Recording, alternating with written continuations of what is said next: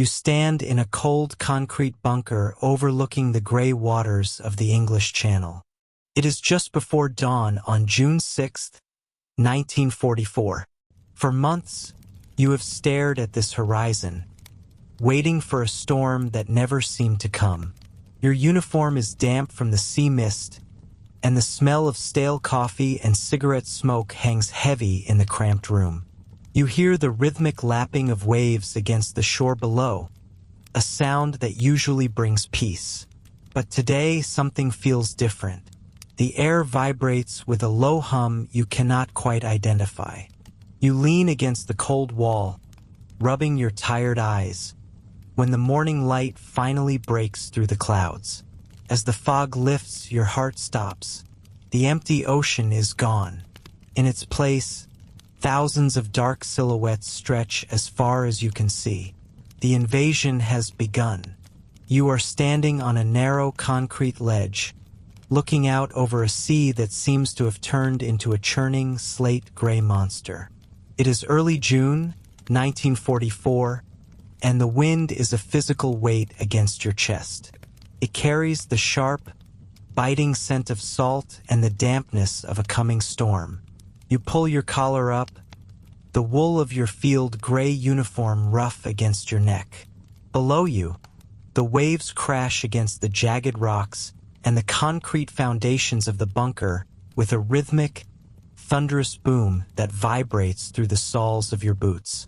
To your left and right, the coastline of Normandy stretches out in a series of cliffs and sandy crescents, disappearing into the mist. This is the edge of Fortress Europe, and you are one of its sentries. For years, the propaganda machine in Berlin has told you and the world that this coast is an unbreakable shield. They call it the Atlantic Wall. In the newsreels you saw back home before you were posted here, it looked like a continuous, impenetrable line of steel and stone reaching from the fjords of Norway all the way to the Spanish border.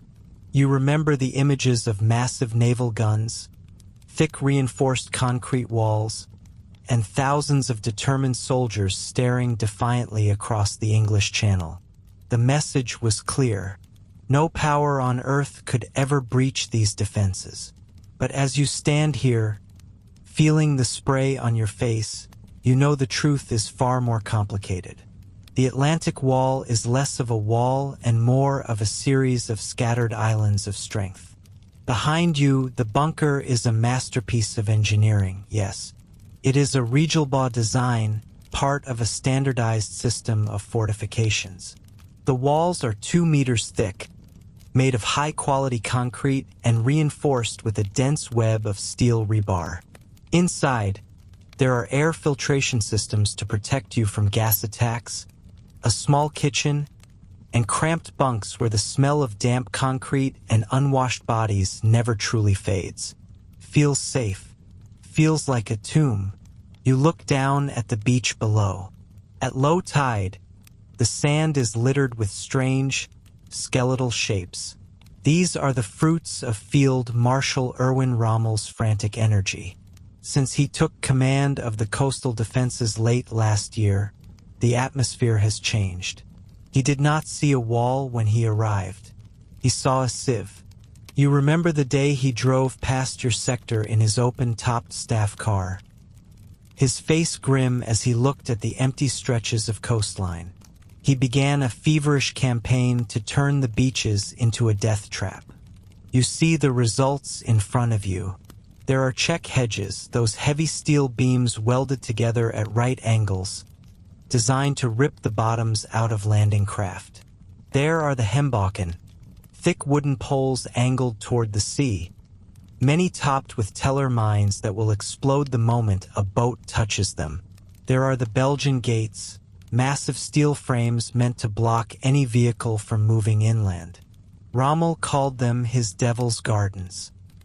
He wanted millions of mines laid, and though the work never finished, the beaches are now a nightmare of hidden explosives and jagged metal. But you also know who is standing next to you in these bunkers. The propaganda says you are part of a master race of elite warriors, But the reality in the 716th Static Infantry Division is different. You look at the man on your left. He is nearly 50 years old, a veteran of the First War who should be home tending his farm. To your right is a boy of 17 who has barely begun to shave. Many of the men in your unit are not even German. They are the Ostrupen, the Eastern troops. They are prisoners of war from the Soviet Union, Ukrainians, Georgians, and others who chose wearing a German uniform over starving to death in a prison camp. You wonder, when the fire starts, which way they will point their rifles. This is the dirty secret of the Atlantic Wall. While the elite panzer divisions and the hardened paratroopers are held in reserve further inland, the men actually sitting on the coastline are often the dregs of the army. Your equipment is a patchwork of history. You have captured French trucks, old Polish machine guns, and Russian artillery pieces that have been repurposed to fire out at the sea. It is a logistical nightmare. If you run out of ammunition, you cannot simply borrow a crate from the unit next to you. Their guns might be a different caliber entirely. The weather today, the 4th and 5th of June, has been your greatest ally. The English Channel is a churning mess of whitecaps and gale-force winds. You have watched the horizon for weeks, expecting to see the silhouettes of 1,000 ships. But today, the view is empty. The storm is so fierce that your officers have relaxed. In the command posts and the officers' messes, the talk is of a reprieve. No commander in his right mind would try to land an army in this. The tides are wrong, the moon is wrong, and the wind is high.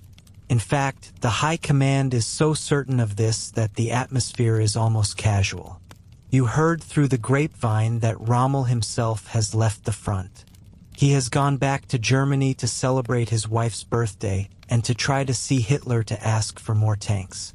Many of your senior commanders are traveling to a wargame exercise in the town of Rennes. The vigilance that has defined the last few months has ebbed away, replaced by the comforting sound of the rain lashing against the concrete. You go back inside the bunker to get out of the wind.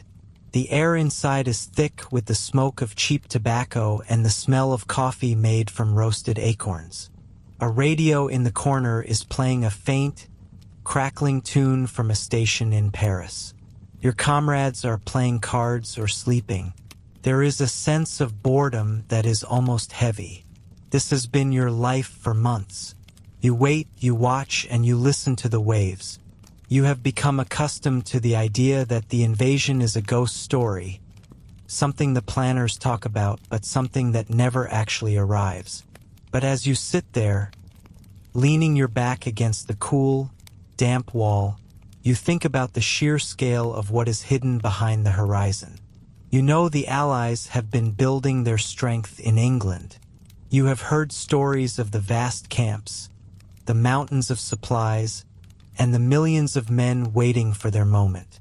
You look at the concrete ceiling above you and wonder if it is truly thick enough. The Atlantic Wall is a masterpiece of theater. It is designed to intimidate, to make the enemy turn away before they even try. But you know that theater only works as long as the curtain stays down. You think about the geography of this place. The sector you are guarding, the Calvados coast, is divided into different zones. To the east are the flat, wide beaches, and to the west are the towering cliffs of the Cotentin Peninsula. The planners in Berlin are convinced the blow will fall further north, at the Pas de Calais, where the distance between England and France is shortest. They say Normandy is a backwater, a place where the cliffs and the marshes make a landing impossible. They believe the natural terrain is as much a part of the wall as the concrete.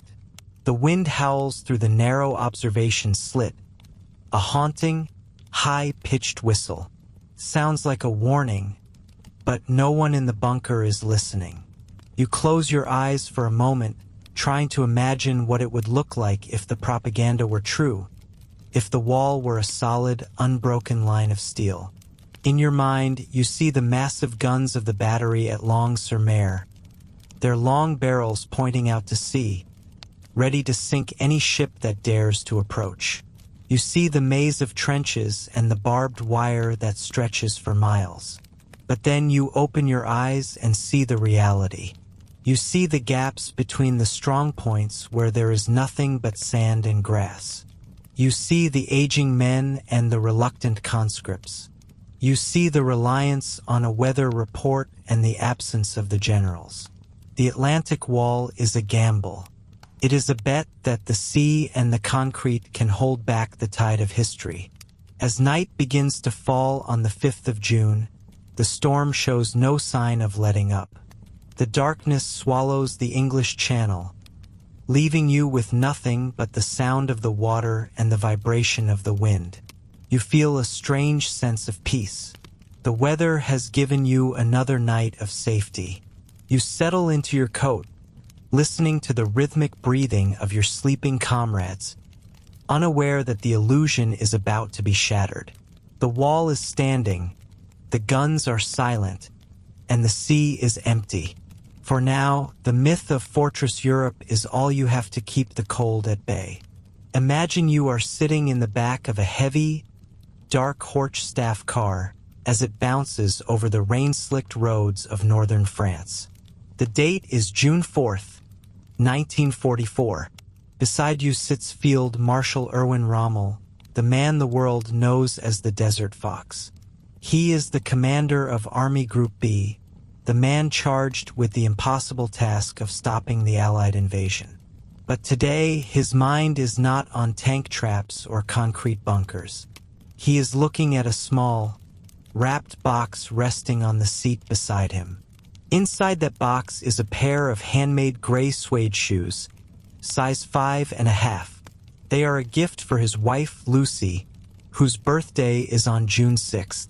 You watch the gray, sodden landscape of Normandy flash by through the windows.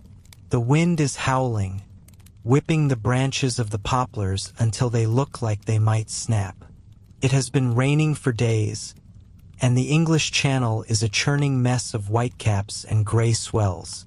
To anyone looking at those waves, an invasion seems like a physical impossibility. This weather is your shield. It is the reason Rommel feels he can finally take a moment to breathe. He is exhausted. He has spent months driving thousands of miles along the coast, bullying engineers, inspecting every pillbox, and demanding more mines, more wire, and more obstacles. Now he believes the storm has bought him a reprieve. As you drive further away from the coast, toward his home in Herlingen, Germany, you can almost feel the tension leaving the car. Rommel tells his driver that the British and the Americans will not come in weather like this. They are too careful, he says. They need calm seas and clear skies for their massive fleet and their paratroopers. The German naval experts have told him the same thing. The meteorologists have confirmed it. The tides are wrong, the wind is too high, and the clouds are too low. For the first time in months, the most energetic general in the German army allows himself to be a husband and a father instead of a fortress builder. You must understand the strange sense of security that permeates the German high command at this moment. While you might expect a beehive of nervous activity, the reality is a quiet, bureaucratic confidence born of a misplaced faith in the weather. Rommel is not the only one away from the front. You look at the rosters and realize that many of the key divisional commanders in Normandy are also packing their bags. They are heading south to the city of Rennes for a scheduled map exercise, a war game designed to practice their response to an invasion. It is a bitter irony that you can see from your perspective as a guide. They are going to play at war while the real war is about to crash down upon their heads.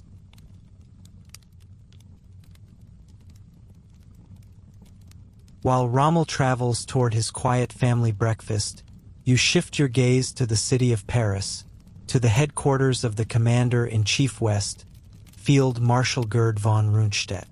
If Rommel is the fire of the German defense, Rundstedt is the ice. He is an old-school Prussian aristocrat who views the war with a weary, cynical detachment. He does not share Rommel's obsession with the beaches.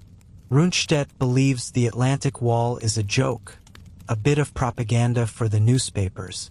He thinks the real battle will be fought inland, with massed panzer divisions crushing the Allies once they have already landed. You walk through the opulent halls of the Hotel Beauharnais, where Rundstedt keeps his headquarters. The atmosphere here is stiff and formal. There is no sense of impending doom. On the evening of June 5th, as the greatest armada in human history begins to slip out of the English ports, the German High Command in France is settling in for a quiet night. They have intercepted some coded messages broadcast by the British Broadcasting Corporation, poetic lines from Paul Verlaine meant to alert the French resistance. But the German intelligence services have heard these warnings so many times before that they have become like the boy who cried wolf.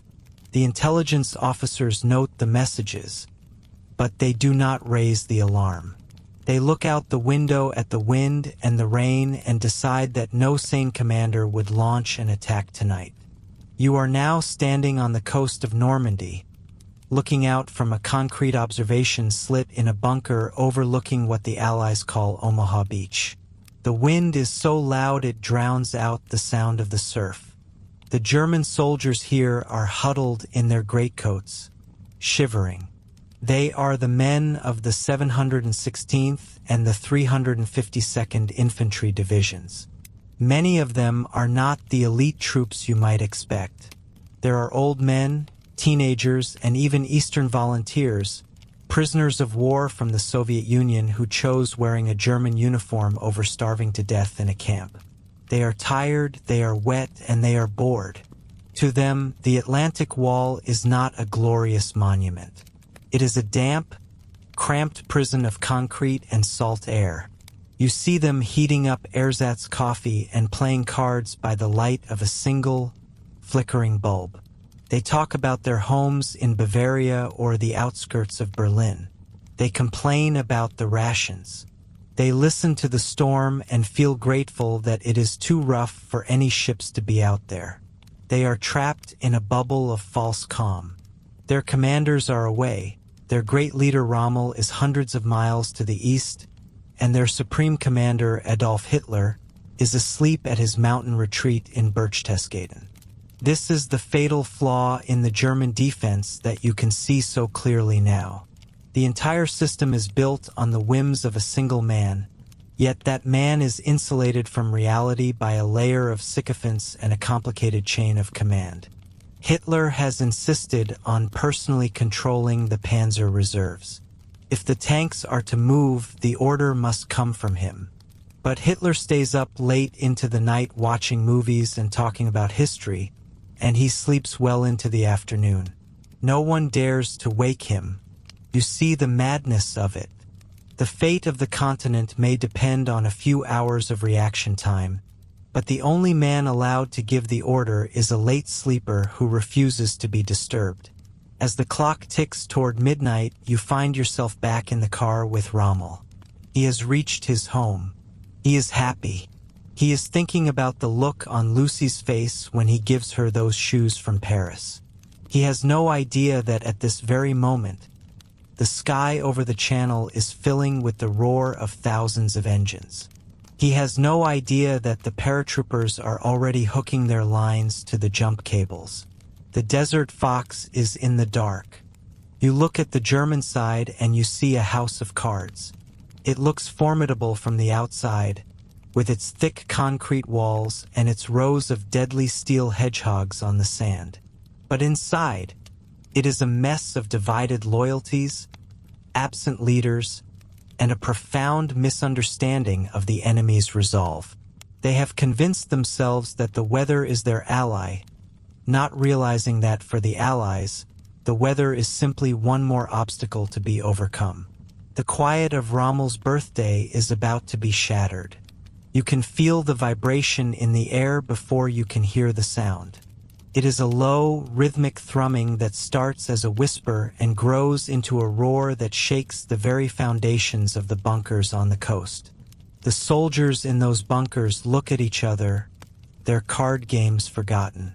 They squint into the dark, rain-streaked night, trying to see past the breakers. They hear the plane's first, thousands of them, a sound like the world itself is tearing apart. You stand there in the dark with them, feeling the cold spray on your face.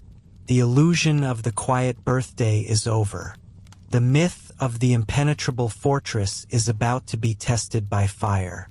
And as the first flares begin to drift down through the clouds, casting a ghostly, flickering light over the Normandy hedgerows, you realize that the man who was supposed to be here to lead them is still 300 miles away, holding a pair of gray suede shoes. You are standing in the middle of a narrow dirt lane, deep in the heart of the Normandy countryside. It is just after midnight on June 6, 1944. The air is thick with the smell of damp earth and the salt spray drifting in from the English Channel, just a few miles to the north. For weeks, you and your comrades in the 709th and 352nd Infantry Divisions have been told that the invasion is coming, but looking up at the heavy charcoal clouds, you do not believe it will be tonight. The wind is too strong. It whistles through the gaps in the stone walls and rattles the leaves of the high, tangled hedgerows that border every field. You pull your collar up against the chill, adjusting the heavy strap of your rifle on your shoulder. It is a quiet night, or at least it should be. Then you hear it. At first, it is just a low vibration in the soles of your boots. You might mistake it for distant thunder, or perhaps the heavy rumbling of a passing truck convoy on the main road to Cherbourg. But the sound does not fade. It grows. It transforms into a rhythmic, pulsing thrum that seems to fill the entire sky. You look up, squinting against the darkness, but the clouds are too low to see anything. The sound is everywhere now, a massive mechanical drone of hundreds of engines. This is not a small patrol. This is something else entirely. Suddenly, the sky above you begins to bloom with light, not the steady glow of the moon, but the harsh, flickering brilliance of magnesium flares.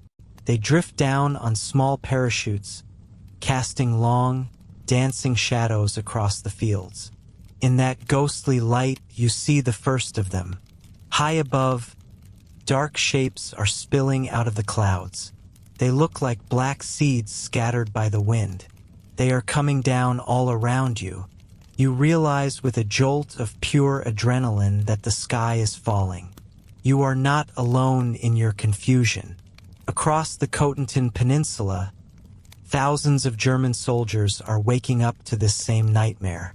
You hear the sharp, frantic shouting of your sergeant. Men are spilling out of the nearby farmhouse, still clutching their boots, their tunics half-buttoned. Everyone is looking at the sky, pointing and shouting. Is it a raid? Is it a diversion? No one has the answer. You raise your rifle, but where do you aim? The figures are dropping into the flooded marshes, into the thick woods, and behind the stone walls of the villages. Some of them seem to be landing right on top of your positions. You hear a sudden, sharp crackle of gunfire from the next field over. A machine gun opens up, its red tracer rounds arching into the dark, but it is firing blindly. There is no clear front line. The enemy is not in front of you. He is above you, behind you, and beside you. As you move toward the tree line, trying to find cover, you see a figure swinging beneath a white silk canopy, heading straight for a cluster of trees. You and a fellow sentry rush toward the spot where he landed. You find the parachute tangled in the branches, the fabric snapping in the wind like a whip. But as you approach with your bayonet ready, you stop dead in your tracks. The figure hanging there is not a man. It is a straw-stuffed doll, no more than 3 feet tall, dressed in a tiny uniform and equipped with a mechanism that makes the sound of popping firecrackers as it hits the ground. This is a Ruppert, one of hundreds of decoys dropped by the Allies to create the illusion of a massive airborne army. You feel a surge of frustration and fear. If this is a toy, then where are the real soldiers? You realize the brilliance of the deception. By the time you find the real paratroopers, you will have wasted precious minutes, or even hours, chasing ghosts and straw dolls. The confusion deepens as you try to reach your headquarters. You watch your radio operator frantically turning the dials, his face pale in the light of the signal lamp. All he gets is static and the frantic, garbled voices of other units reporting paratroopers in a dozen different directions. You try the field telephone, cranking the handle until your arm aches, but the line is dead. Earlier that evening, members of the French resistance, hidden in the shadows of the very hedgerows you patrol, used wire cutters to snip the lines. You are now an island. You are part of a massive military machine, but the nervous system has been severed. You have no orders, no information, and no idea how many enemies are currently prowling through the dark fields around you. The geography of Normandy, which seemed so peaceful just an hour ago, has become a labyrinth. In the daylight, the bocage, those ancient earthen banks topped with thick, impenetrable hedges, provided excellent defensive positions. But in the pitch black of midnight, they are a nightmare. You move down a narrow lane, your heart hammering against your ribs. Every rustle of a leaf sounds like a boot on gravel. Every shadow looks like a man with a submachine gun. You hear a strange sound, a repetitive clicking. Click, click. It sounds almost like a cricket or perhaps a metal toy. You freeze, holding your breath. Is it a signal? You have been trained to listen for the sound of a bolt being pulled back or the rustle of a uniform, but this clicking is something new. You wait, your finger tightening on the trigger. Silence follows, broken only by the wind. You do not know that just a few yards away, hidden in the thick brush of the hedgerow, an American paratrooper is holding a small brass clicker, waiting for a response that will never come because he is just as lost as you are. The scattered nature of the Allied drop, which was actually a result of heavy cloud cover and intense anti-aircraft fire, works in their favor. Because the paratroopers are landing everywhere, the German reports reaching the higher commands are a mess of contradictions. One report says there are 10,000 men landing near the coast. Another says it is only a few dozen near a bridge. General Wilhelm Folly, the commander of the 91st Air Landing Division, is racing back to his headquarters in his staff car when he turns a corner and runs straight into a group of American paratroopers. He is killed in the street before he can even issue his first order of the day.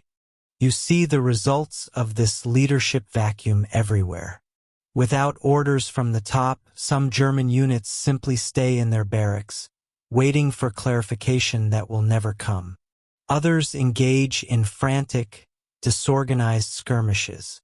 You come across a group of your own men who are firing wildly into a flooded field. They swear they saw a whole platoon of Americans wading through the water.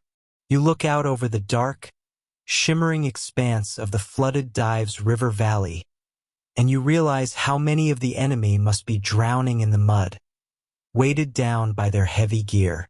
But for every one that falls into the water, another two seem to appear in the orchards. The air is now filled with the smell of cordite and burning wood. A nearby barn has caught fire, probably hit by a stray tracer or a discarded flare. The orange glow lights up the bell tower of a distant village church. You can hear the bells ringing wildly, a frantic tocsin echoing across the countryside. Is it the French celebrating? Or is it a warning? You do not know. You only know that the night is no longer yours. As you crouch behind a stone wall, watching the flickering horizon, you feel a profound sense of isolation. The great German army, the force that conquered Europe, feels suddenly small and fragmented. You are a lone soldier in a dark field, surrounded by an enemy you cannot see, waiting for a command that will not come. You realize that while you were looking at the sea, waiting for the ships, the war came from the clouds. And as the first hint of a cold, gray dawn begins to touch the eastern sky, you hear a new sound rising over the drone of the plains. It is the deep, rhythmic thud of heavy naval guns, miles away at sea, beginning their bombardment. The paratroopers were only the beginning. The world is about to explode, and you are standing right in the center of the blast. You are standing in the middle of a grand, drafty room in the city of Le Mans, France. It is just after midnight on June 6, 1944. The air here smells of stale coffee, cold tobacco smoke, and the faint, ozone scent of electrical equipment. This is the headquarters of the German 7th Army. This is the nervous system for the defense of Normandy and Brittany.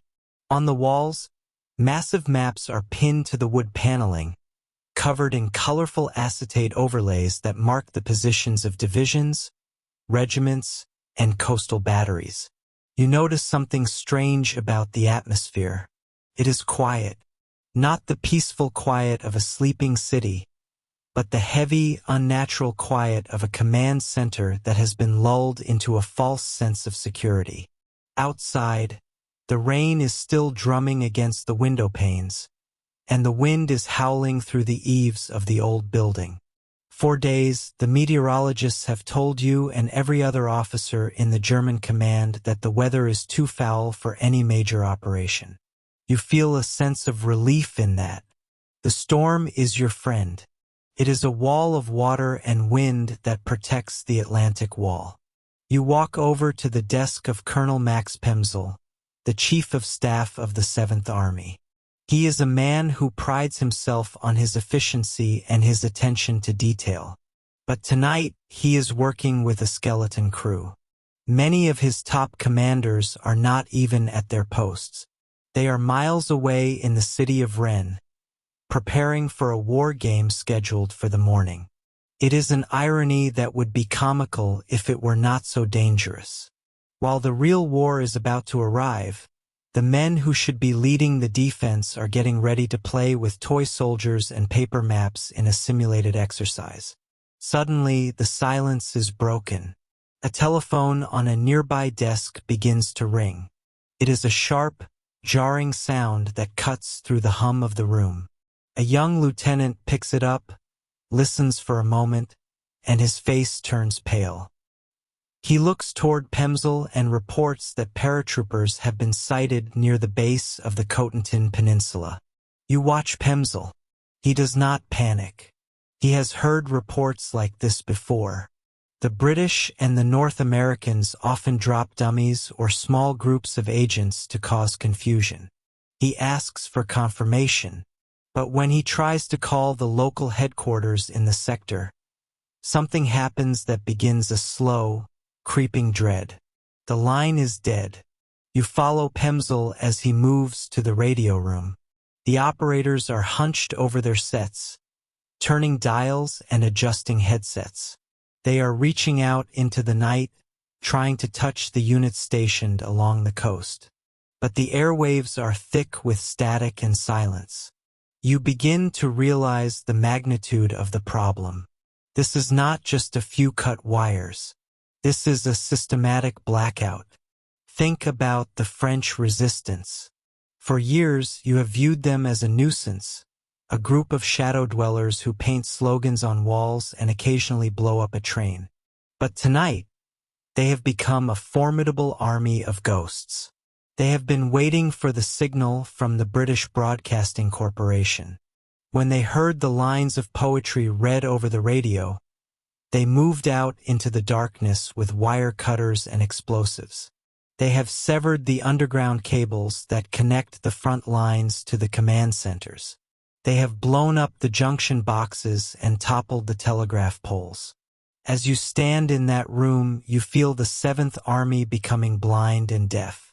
One by one, the red lights on the switchboard go dark. The reports that do trickle in are fragmented and terrifying. Someone reports hundreds of white parachutes falling over the marshes of the Murderette River. Another report speaks of heavy gliders crashing into the fields near Orne. But when Pemsel asks for the size of the force or the exact location of the landings, the voice on the other end of the line is swallowed by a roar of static. You see Pemsel pick up the phone to call his superior, General Friedrich Dahlmann.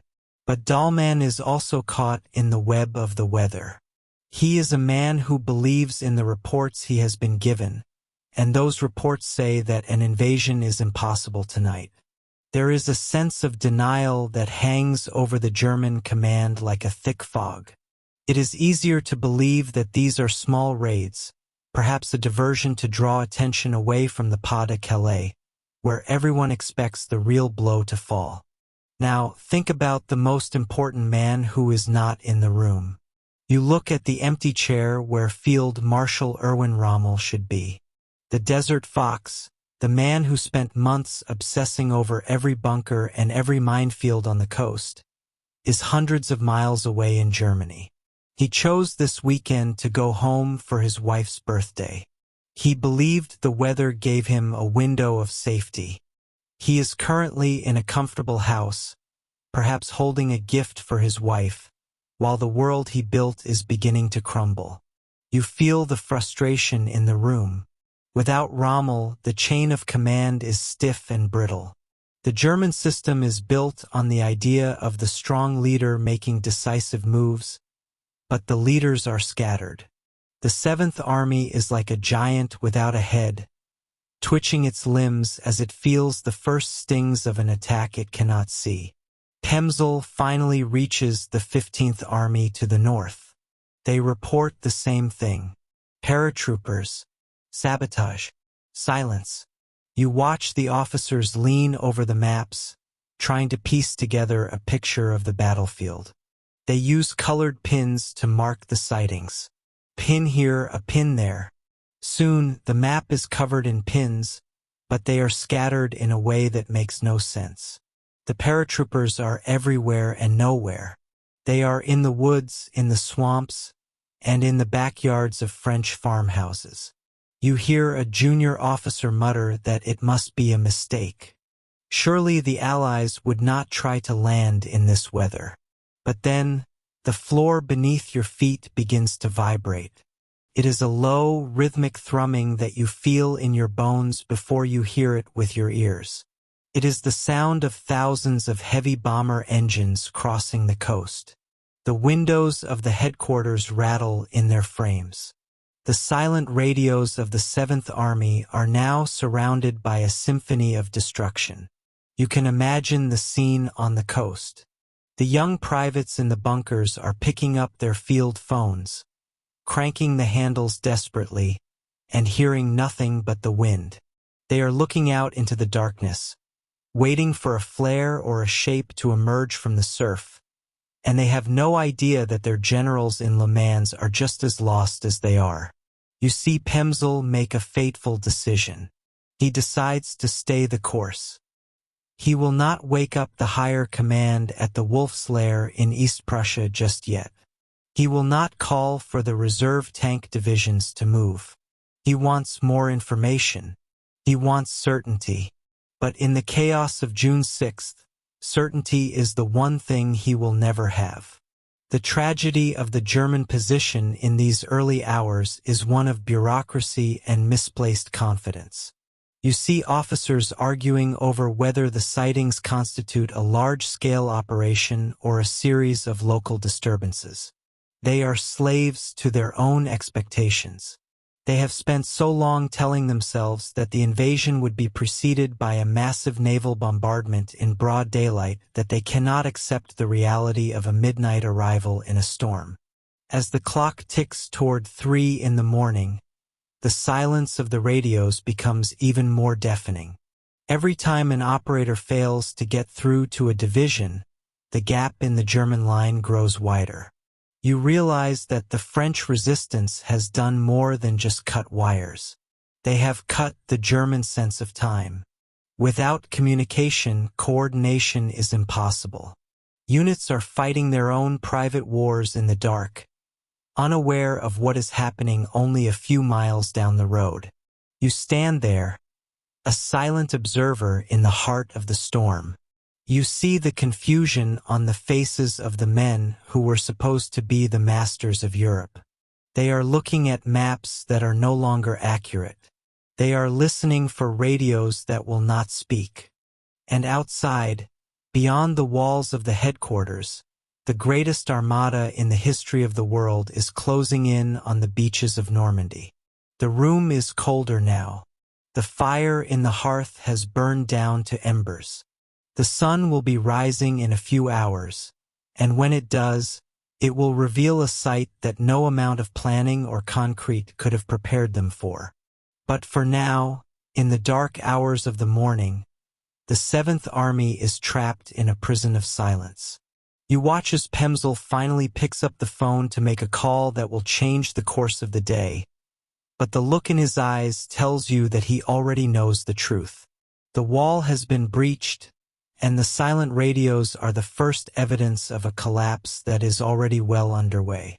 The world is about to change, and the men in this room are the last to know the true scale of the disaster.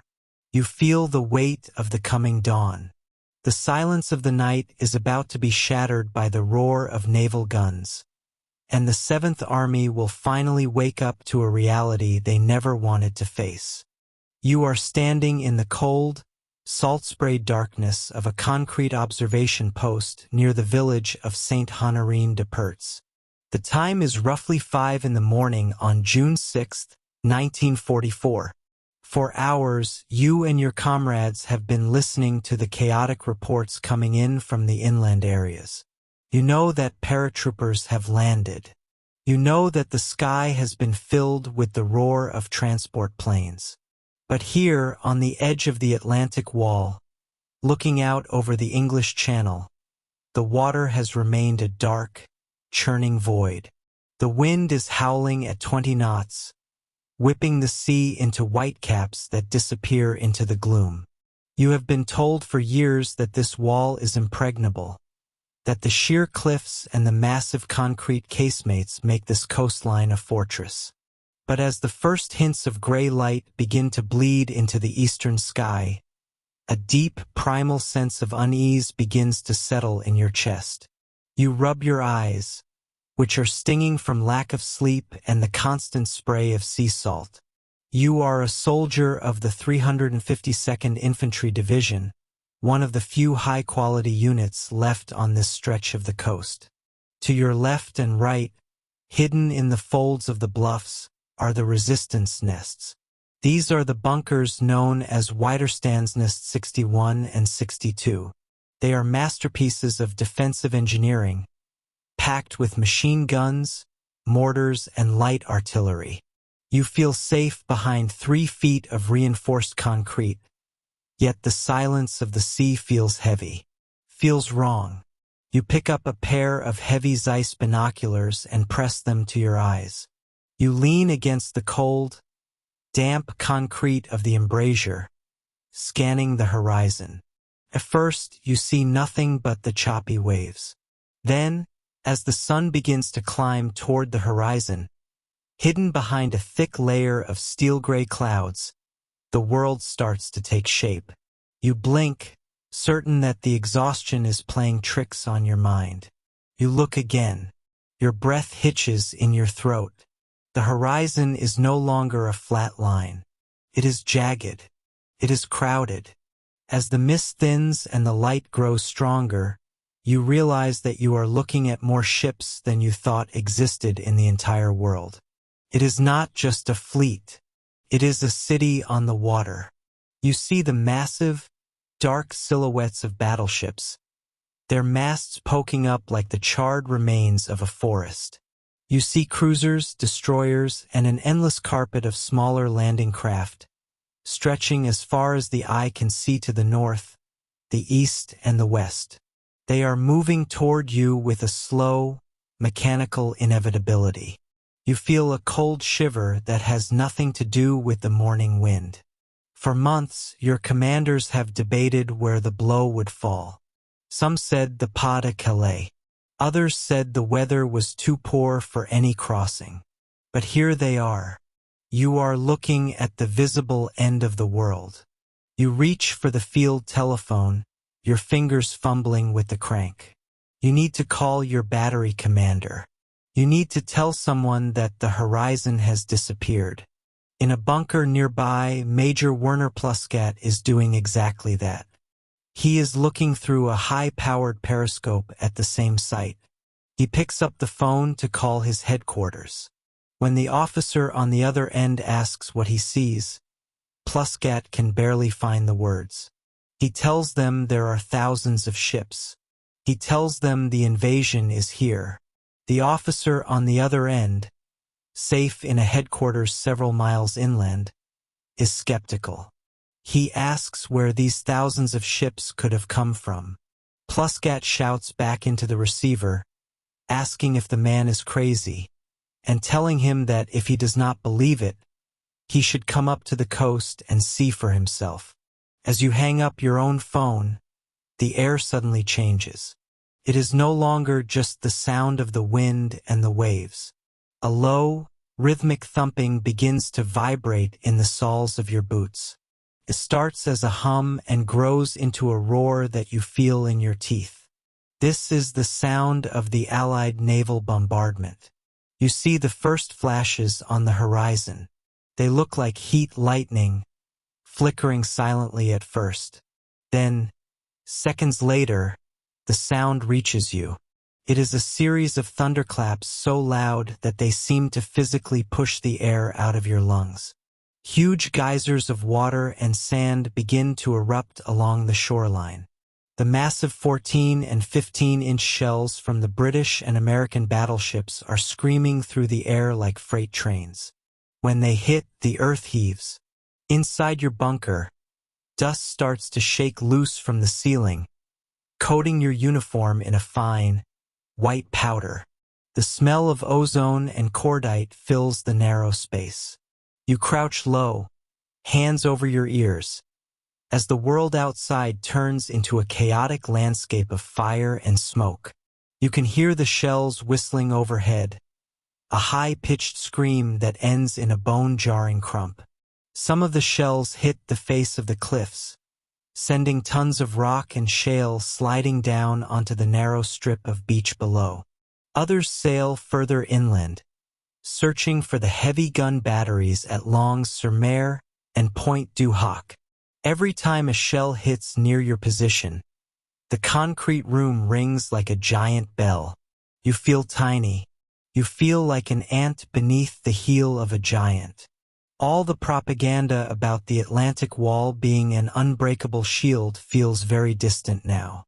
You realize that you are the target of the greatest concentration of firepower in human history. Through the narrow slit of your observation post, you watch the landing craft get closer. They are flat-nosed boxes, bobbing precariously in the rough water. You can see the white spray kicking up over their bows. You know that inside those metal boxes are men. Men who have spent the night being tossed around by the sea, men who are likely sick and terrified, but men who are coming for you. The order comes down to man the weapons. You leave the observation slit and move to your assigned station. Perhaps you are a loader for a 50mm anti-tank gun, or perhaps you are the man behind the terrifying MG-42 machine gun, the weapon your enemies call Hitler's buzzsaw. You check your ammunition belts. You pull the charging handle back. The metallic clack of the weapon is the only sound you can make to answer the thunder of the battleships. The bombardment continues for what feels like hours, though it is only about 40 minutes. The smoke from the explosions hangs thick over the water, mixing with the morning fog to create a surreal, twilight world. You look down at the beach, which you have spent months mining and obstructing. You see the Belgian gates, those tall iron frames designed to snag landing craft. You see the Rommel asparagus, the wooden poles intended to wreck gliders and boats. You see the hedgehogs, the twisted iron crosses meant to rip the bellies out of any ship that dares to come ashore at high tide. But the tide is low. The Americans and British have timed their arrival perfectly. They are coming in when the obstacles are exposed, when their engineers can see them and blow them up. You see the first waves of landing craft dropping their ramps. Small, dark figures begin to spill out into the water. They look like toys from this height. They look vulnerable. A strange calm settles over you. It is the calm of a man who no longer has any choices left. You are trapped in this concrete box, and the only way out is through the men on that beach. You wait for the command to open fire. The German strategy is to wait until the enemy is at their most vulnerable point, trapped between the water and the seawall, before unleashing everything. The silence that follows the end of the naval bombardment is almost worse than the noise. Your ears are ringing, and the sudden quiet feels heavy with anticipation. You can hear the distant shouting of men and the grinding of boat engines. You look at your comrades. Their faces are pale, their eyes wide. Some are praying. Others are staring blankly at the wall. You are all thinking the same thing. This is not a raid. This is not a distraction. This is the day the war comes to your doorstep. As the first Allied soldiers begin to wade through the waist-deep water, struggling against the surf and the weight of their gear, you see a green flare arch into the sky. It is the signal. You lean into your weapon, your finger finds the trigger, and you wait for the word. The sun is now fully above the horizon, but it offers no warmth. It only illuminates the slaughter that is about to begin on the sands of the Calvados coast.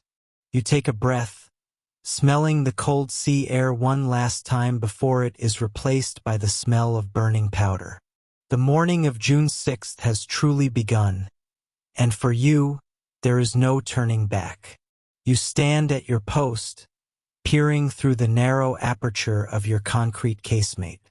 The morning air is damp, smelling of salt and wet earth. For months you have heard the rumors and seen the drills. You have been told by your commanders and by the radio broadcasts from Berlin that this Atlantic wall is an unbreakable shield, a fortress that will break any invasion attempt before it even touches the sand. But as the sun begins to bleed over the eastern horizon, the gray mist of the English Channel parts to reveal a sight that makes your heart stop in your chest. It is not just a fleet. It is an entire world of steel, stretching from one end of the horizon to the other.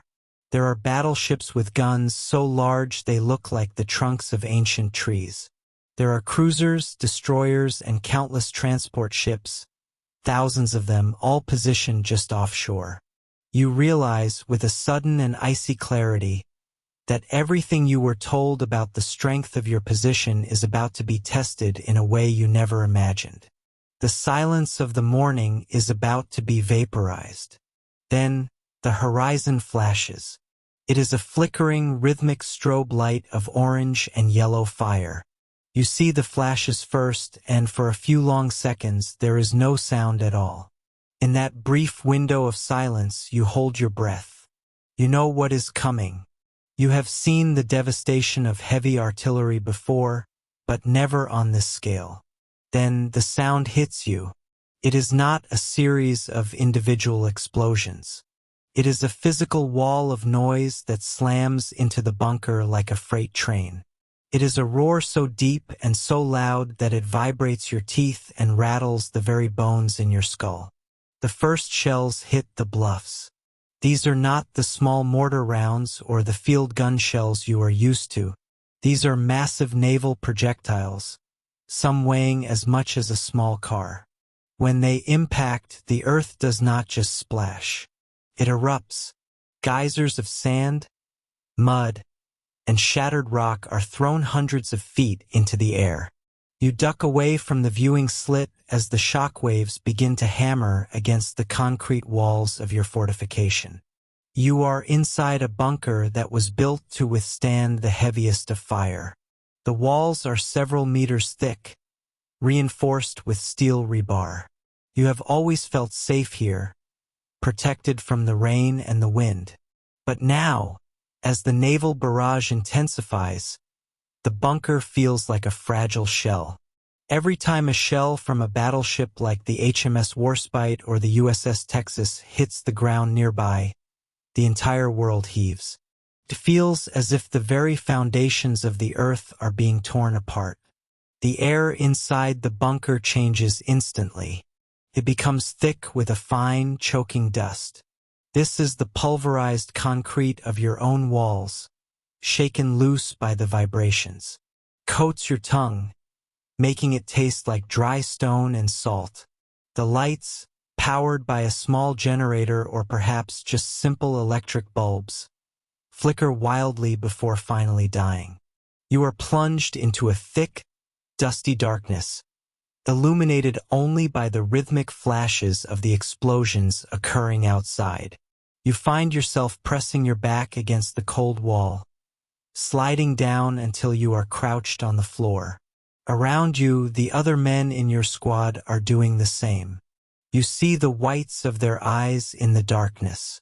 Some of them are covering their ears, their mouths open as they scream, though you cannot hear a single word they are saying. The noise has become a solid thing. It is a relentless, punishing cacophony that strips away your ability to think or process anything other than survival. Outside, the landscape you have looked at every day for months is being reshaped. The barbed wire entanglements you painstakingly laid out are being shredded into iron confetti. The minefields are detonating in a chain reaction of fire and smoke. The trenches that connect your bunkers are collapsing, burying men alive under tons of earth. You feel a strange sense of vertigo, as if the bunker is a ship caught in a violent storm at sea. You are pitching and rolling not on water, but on the solid crust of the earth itself. The shells continue to scream overhead. You can hear the distinct sound of them tearing through the air. It is a sound like the ripping of a giant sheet of silk, followed by a thunderous crack that seems to split the sky in half. Some of the shells are hitting the top of the bunker, and the sound is deafening. It feels as though a giant is taking a massive hammer and striking the roof directly above your head. You wait for the concrete to give way. You wait for the ceiling to collapse and end everything in a split second. But the bunker holds. You realize that your survival now depends entirely on the quality of the engineering and the sheer luck of where the next shell falls. There is nothing for you to do. You cannot return fire. You cannot see the enemy. You are simply a target, waiting for the storm to pass or for the storm to kill you. This is the reality of the Atlantic Wall. It is not a place of glorious combat. It is a tomb made of concrete where you sit and wait for the end. As the minutes drag on, the barrage does not slacken. It actually seems to grow more intense. This is the creeping barrage, designed to suppress your defenses and keep your heads down while the first wave of landing craft makes its way toward the shore. You try to check your watch, but your hands are shaking too much to see the face. Besides, time has lost all meaning. Has it been 10 minutes? Has it been an hour? The constant pounding has stripped away your sense of time and replaced it with a primal, animal terror. You smell something new now. It is the sharp, acrid scent of cordite and high explosives. It wafts in through the ventilation shafts, mixing with the smell of sweat and fear from the men huddled around you. You hear a sharp metallic clang as a piece of shrapnel, a jagged chunk of steel from a naval shell, flies through the viewing slit and embeds itself in the rear wall of the room. If you had been standing at your post, you would be dead. You realize that the aperture of your bunker, which was meant to be your window to the world, is now a magnet for death. Suddenly, the weight of the fire shifts. The direct hits on the front of the bluffs begin to decrease. You can hear the explosions moving further inland, toward the villages and the artillery batteries located behind the coast. The shift in sound is subtle at first, then unmistakable. The naval guns are lifting their fire to target your reinforcements and your lines of communication. The silence that follows the shifting of the barrage is almost more terrifying than the noise itself. Your ears are ringing with a high-pitched whine that refuses to go away. You slowly stand up, your legs feeling like lead. You brush the gray dust from your uniform, but it is a futile gesture. You are covered in it. You look at your comrades. They look like ghosts, their faces pale and streaked with dirt, their eyes wide and unfocused. You know what this silence means. The barrage was the curtain raiser. It was the attempt to soften you up, to break your spirit and your defenses. And now that the sky has stopped falling, the real battle is about to begin. You move back to the viewing slit, your boots crunching on broken glass and spent shell casings. You look out over the smoking, cratered beach, and you see them. The mist has cleared entirely now, burned away by the heat of the explosions and the rising sun. Coming through the surf are hundreds of small, boxy boats. They are flat-bottomed and awkward, pushing through the waves toward the sand. Behind them, thousands of men are waiting to jump into the cold water. The naval barrage was meant to bury you, but you are still alive. You reach for the handle of your machine gun, your fingers fumbling for the cold metal. The sky is no longer falling, but the sea is now spitting out an army. The morning of June 6th has brought the fire, and now it is bringing the steel. You take a deep breath of the dusty, sulfur-laden air and prepare yourself. The first boats are hitting the shore. You step back from the heavy steel door and the world as you know it disappears. Outside, the coast of Normandy is being torn apart by the greatest concentration of naval fire in the history of the world. But inside the bunker, the air is different. It is thick. It is heavy with the smell of stale cigarettes. The noise is what hits you first. It is not just the sound of the explosions outside, but the way the bunker reacts to them. When a large naval shell from a battleship like the Texas or the Arkansas hits the dunes nearby, the entire structure groans. It is not a sharp sound. It is a deep, low-frequency vibration that you feel in your teeth and in the marrow of your bones. Dust, fine and white like powdered sugar, shakes loose from the ceiling and settles on your uniform. It gets into your eyes. It gets into your throat. Every time a shell lands close, the air pressure in the room shifts violently, popping your ears and leaving a high-pitched ringing that never truly goes away.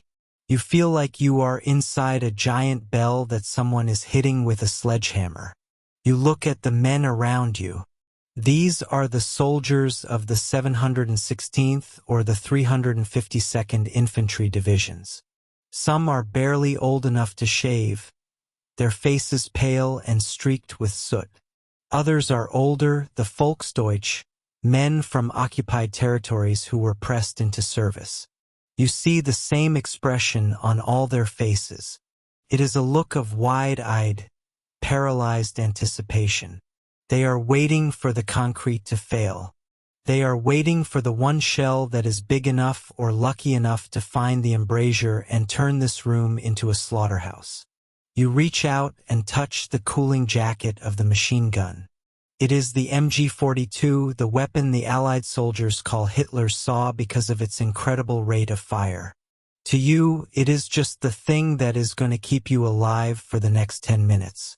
The gun is mounted on a heavy steel tripod, its muzzle poking out through the narrow horizontal slit. Beside it, there are stacks of ammunition cans, their green paint chipped and scratched. Thousands of rounds of belted ammunition are ready to be fed into the beast. You can smell the grease on the cartridges.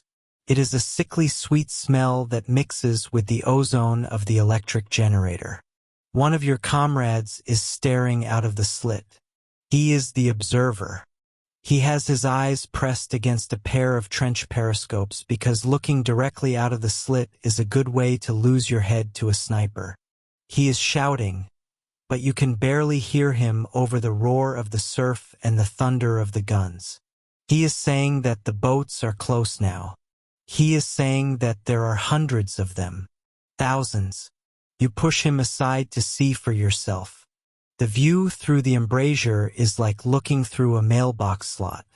Your field of vision is restricted to a narrow wedge of the beach and the sea. You see the white foam of the waves. You see the dark, jagged shapes of the beach obstacles, the hedgehogs and the Belgian gates that you helped install months ago. And then you see them, the Higgins boats. They look like small, rectangular toys bobbing on the water. They are flat-bottomed and ugly, and they are coming straight for you. You can see the spray kicking up over their bows. You know that inside those metal boxes are men who have been traveling across the English Channel for hours. Men who are cold, seasick, and terrified, but they are coming nonetheless. Your sergeant screams an order. It is lost in the next explosion, but you know what to do. You take your position at the gun. Your fingers find the charging handle.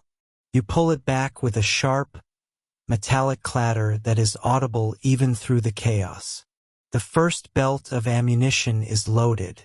The metal links rattle against the side of the casing. You press your shoulder into the stock. The steel is cold, but it will soon be burning hot. The air inside the bunker starts to change as the firing begins. As the MG-42 starts its rhythmic, terrifying chatter, the small room fills with cordite smoke. It is a thick, acrid blue cloud that stings your eyes and makes you cough. Within minutes, you can barely see the man standing 3 feet away from you. The ventilation fans, if they are working at all, cannot keep up with the volume of gas being expelled by the weapons. You are breathing in the spent breath of the machine gun. Your lungs burn. Your skin becomes coated in a fine layer of oil and soot. You look down at your feet. The floor is disappearing under a carpet of spent brass shell casings. They clatter to the concrete like heavy rain on a tin roof. They are hot, and if one bounces into your boot, it burns. But you do not move. You cannot move. You are part of the machine now. You are a component of the Atlantic Wall, a human cog in a concrete gear. The physical toll of being inside the bunker is exhausting. The heat is rising.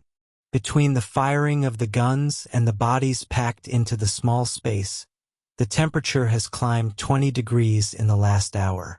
Sweat pours down your face, stinging your eyes and dripping off your chin. You want to wipe it away, but your hands are busy feeding the belt or clearing a jam. You are thirsty, but your canteen is dry, and there is no water line in here. There is only the mission. Then comes the sound of the destroyers. These are not the distant battleships. These are the smaller, faster ships that have crawled in close to the shore, so close that they are almost grounding themselves. You can hear the whistle of their 5-inch shells. Unlike the heavy shells that hit with a dull thud, these smaller rounds scream as they cut through the air. They are targeting you specifically. They have seen the flashes from your gun slit. You feel a massive impact on the outer face of the bunker. The wall shudders. A crack, thin as a hair but visible, zigzags across the ceiling. A chunk of concrete the size of a dinner plate falls and shatters on the floor. You realize then that the engineers lied. The bunker is not invincible. It is a target. You look through the slit again. The first ramps have dropped. You see the men jumping into the waist-deep water. They are falling, splashing, and screaming. You are the cause of that pain, but you feel no triumph. You only feel a crushing sense of claustrophobia. You are trapped in this box. If the Americans make it to the top of the bluff, they will come for the rear door. They will throw satchel charges against the steel. They will shove the nozzles of flamethrowers through the very slit you are looking through. Inside the concrete coffin, you are protected from the wind and the salt spray, but you are a prisoner of your own defense. You are surrounded by the deafening roar of machinery and the suffocating fog of war. There is no retreat. There is no maneuvering. There is only the rhythmic shaking of the gun, the heat of the brass, and the terrifying knowledge that the gray walls around you are the only things keeping the world from collapsing in on you. You realize that for all the steel and stone, you have never felt more vulnerable in your life. The concrete is not just a shield. It is a cage. And the key is in the hands of the men currently wading through the surf, coming closer with every tick of the clock. You are standing in the thin, cool air of the Bavarian Alps. It is the morning of June 6, 1944, and the world is tilting on its axis. But here, on the terrace of the Berghof, the silence is almost heavy. You can look out over the jagged peaks of the Obersalzberg and feel as though the war is a million miles away. The sun is just beginning to burn through the morning mist, and the only sound is the occasional click of a boot on stone as a sentry walks his post. Inside the mountain retreat of the Führer, the curtains are drawn tight. The hallways are carpeted and hushed. But turn your gaze northwest, toward the coast of France, and the contrast is violent. You are now standing in a command bunker in Normandy, where the air is thick with the smell of cordite and the salt spray of the English Channel. The walls are shaking. The telephone lines are buzzing with a desperation that borders on madness. Reports are flooding in from the coast, frantic voices shouting over the roar of naval bombardments. They are reporting paratroopers in the thousands. They are reporting a forest of masts on the horizon. They are reporting that the Atlantic Wall is being breached. As a staff officer in the German High Command, you are caught between these two worlds. You are witnessing a paralysis that will change the course of history. You have the power to move steel and fire, but you are shackled by a chain of command that is designed to serve a single man. And that man is currently asleep. You watch as the clocks on the wall tick toward 8 in the morning. By now, the first waves of American, British, and Canadian troops have been on the beaches for over an hour. At the headquarters of Army Group B, the tension is like a wire pulled until it is ready to snap. Field Marshal Erwin Rommel is still in Germany, having rushed home for his wife's birthday, leaving a vacuum at the very top. His chief of staff, Hans Speidel, is trying to manage a crisis that is growing by the second. Speidel knows what needs to happen. Every professional soldier in the German army knows what needs to happen. The infantry on the beaches are being overwhelmed. The only way to throw the invaders back into the sea is with a massive, immediate counterattack. And the only tools for that job are the panzers. You look at the map spread across the table. Just inland from the coast, tucked away in forests and villages, sit the most powerful armored divisions in the world.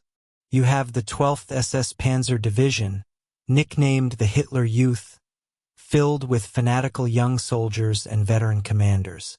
You have the Panzer Lehr Division, an elite unit equipped with the best tanks and armored vehicles Germany can produce. These are the hammers. If they can hit the beaches before the Allies can establish a solid foothold, the invasion might be crushed in its infancy. But there is a red line on your map, a bureaucratic wall that is more formidable than any bunker. These divisions are part of the OKW Reserve. They do not belong to the commanders on the ground. They do not even belong to Field Marshal von Rundstedt, the commander-in-chief West. They belong personally to Adolf Hitler. You pick up the telephone receiver. You hear the voice of General von Rundstedt on the other end, his tone sharp and aristocratic, masking a deep, simmering frustration. He has already ordered the panzers to move toward the coast. He recognized the danger hours ago, but his order is technically illegal. He has been told by the High Command in Berchtesgaden that the tanks must stay put. Now, you are back at the Berghof, standing outside the door to the Führer's bedroom. It is a massive, heavy door. Behind it, Hitler is resting. He has been up until the early hours of the morning, talking in circles with his inner circle, high on the mountain air and the artificial energy of his physicians. His staff has strict orders. He is not to be disturbed. You see General Alfred Jodl, the chief of the operations staff of the armed forces. He is the man who holds the keys. He is a man who prides himself on his cold, analytical mind, but he is also a man who has learned that crossing the Führer is a dangerous game. When the calls come in from Normandy, when the voices on the line beg for the panzers, Jodl shakes his head. He tells the commanders in the field that the situation is not yet clear. He argues that this might just be a diversion. The real invasion, he believes, will come at the Pas de Calais, where the English Channel is at its narrowest. This belief is the result of months of Allied deception, and it has taken root in the German mind like a weed. Jodl refuses to wake Hitler. He refuses to take the responsibility for releasing the reserves. You feel the frustration boiling over in the lower ranks. You imagine the tank commanders sitting in their hatches in the woods near Cannes. They can hear the rumble of the naval guns. They can see the smoke rising from the coast. Their engines are warm, their shells are racked, and their men are ready. They are waiting for the word to go. But the radio remains silent. Every hour they sit idle is an hour the Allies use to bring more men, more tanks, and more artillery onto the shore. As you walk through the headquarters, you see the maps being updated with red arrows. The Allied beachheads are connecting. The gaps are closing. The window of opportunity for a decisive counterattack is not just closing, it is slamming shut. It is not until the afternoon, well past noon, that the dictator finally wakes up. You can imagine the scene as he emerges from his room, rubbing his eyes, perhaps calling for breakfast. When he is finally briefed on the situation in Normandy, his reaction is not one of panic, but of a strange, delusional excitement. He has spent years waiting for this moment. He believes that once the Allies are on land, he can finally destroy them in a single great battle of annihilation. The news you have been waiting for finally comes down the wire. The panzers are released, but the order comes too late. The sun is high in the sky now, and the Allied air forces have taken complete control of the heavens. For a German tank to move on the roads of France in broad daylight is to invite a rain of fire from above. The panzers, which could have reached the beaches in the darkness of the early morning, are now forced to crawl forward, hiding under trees, moving only when the clouds offer cover. You see the reports coming in as the evening approaches. The 12th SS and the Panzer Lehr are being harried by fighter bombers. They are losing precious equipment and men before they even see a single Allied soldier. The grand counterattack that was supposed to save the Atlantic Wall is becoming a disorganized, bloody scramble. You realize then the fatal flaw in the German machine. It was a system built on the absolute will of one man, but that man was disconnected from the reality of the front. The rigid hierarchy, the fear of making a mistake, and the obsession with central control have paralyzed an army that prided itself on speed and initiative. As the sun begins to set over the Obersalzberg, the mood in the Berghof is almost celebratory. Hitler is convinced that the enemy is exactly where he wants them. But you, looking at the maps and hearing the desperate reports from the coast, know better. You know that the hours lost while the dictator slept were the most important hours of the war. The panzers are finally moving, but the ground they are moving onto is no longer theirs. The beaches are gone. The Atlantic Wall has fallen. The silence of the mountain has been replaced by the roar of an inevitable defeat. All because the men who were supposed to lead were too afraid to wake the man who held the leash. You stand on the terrace one last time, watching the shadows lengthen over the Alps, knowing that the world you knew is ending, not with a roar of defiance, but with the quiet tick of a clock in a hallway where no one dared to speak. The air is thick with the scent of wet chalk and salt spray, a cold dampness that seems to seep through the wool of your field gray tunic. You are standing on a bluff overlooking the coast of Normandy, perched nearly 100 feet above the sand. This place is known on your maps as Widerstandsnest 62 or Resistance Nest 62. To the men of the German 352nd Infantry Division, it is just a workplace of dirt, concrete, and wire. It is early, just before the light of dawn begins to bleed into the eastern sky on the 6th of June, 1944. You can hear the rhythmic lap of the English Channel against the shore below, a sound that should be peaceful, but today feels heavy with an unspoken threat. You lean against the cold concrete of the embrasure, looking out into the gray gloom. For weeks, you and your comrades have lived in this state of high alert, staring at the horizon until your eyes burned. You have heard the rumors of an invasion, the whispers of thousands of ships gathered across the water, but the sea has remained stubbornly empty. The weather has been foul, the winds whipping the waves into a frothy mess that surely no commander would dare to cross. You might have even felt a sense of relief yesterday, thinking the storm had bought you more time. But as the shadows begin to lift, that illusion of safety shatters. It starts as a low thrumming in your chest, a vibration that you feel in your marrow before you hear it with your ears. You look out past the breakers, squinting into the mist. At first, it looks like the horizon itself is moving. Then, as the light grows stronger, the silhouettes emerge. It is not just a fleet. It is a city on the water. There are ships of every size, from massive battleships with guns the size of tree trunks to tiny landing craft bobbing in the swells. The sheer scale of it is suffocating. You have been told of the German industrial might, of the invincible Atlantic Wall, but looking at this horizon, you realize that the world is coming for this small stretch of sand. Beside you, a young soldier named Heinrich Severloh checks his weapon.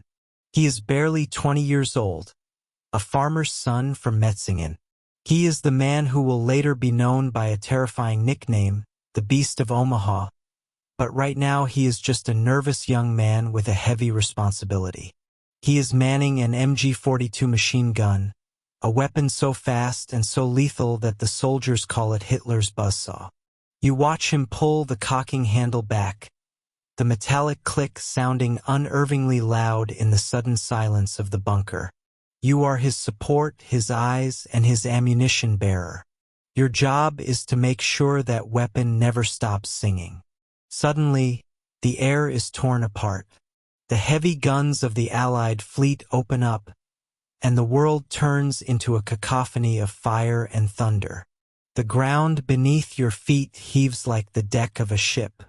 Dirt cascades from the ceiling of the trench, and the smell of sulfur and burnt earth fills your nostrils.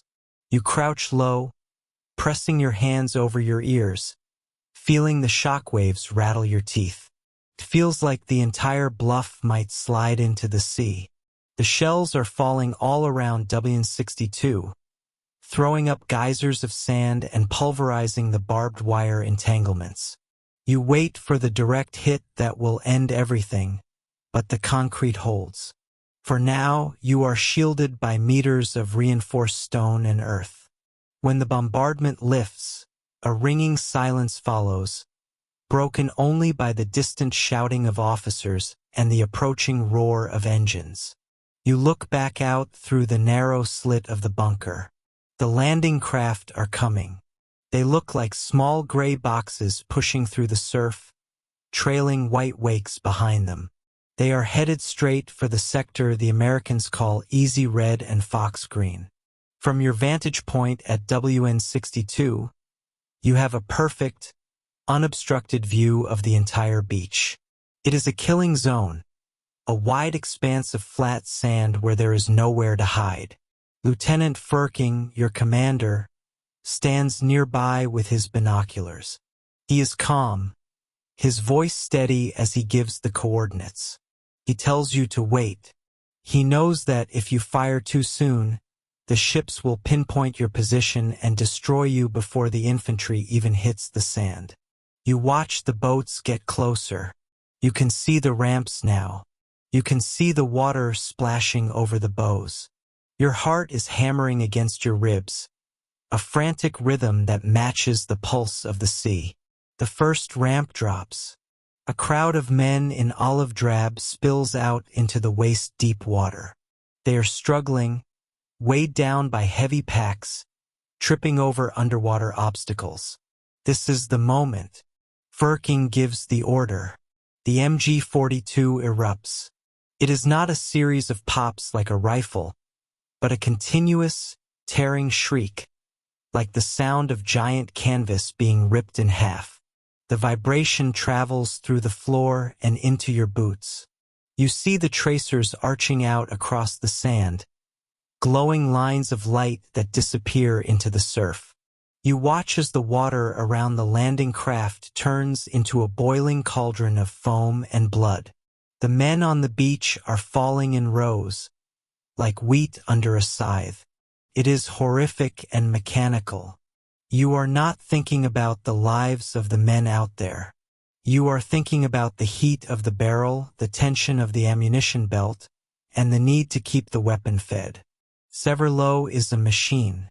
He fires in short, controlled bursts exactly as he was trained. You reach out with an asbestos glove to grasp the red-hot barrel, unlatching it and sliding it out of the housing.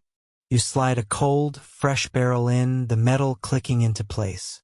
You do this every 250 rounds to keep the gun from melting. The floor of the bunker is quickly becoming covered in spent brass casings, a shimmering golden carpet that grows deeper with every passing minute. The air inside the small chamber is thick with the acrid smoke of cordite, making your eyes water and your throat raw. Through the smoke, you look down at the beach. It is a scene from a nightmare. The tide is coming in, pushing the bodies of the fallen up against the steel hedgehogs and wooden stakes. The survivors are huddled behind the obstacles, trying to find some sliver of cover from the relentless fire coming from the bluffs. You can see them trying to move forward, dragging themselves through the sand, only to be cut down by the crisscrossing fire from the other resistance nests. WN-62 is working in tandem with WN-63 and WN-64, creating a web of lead that nothing can pass through.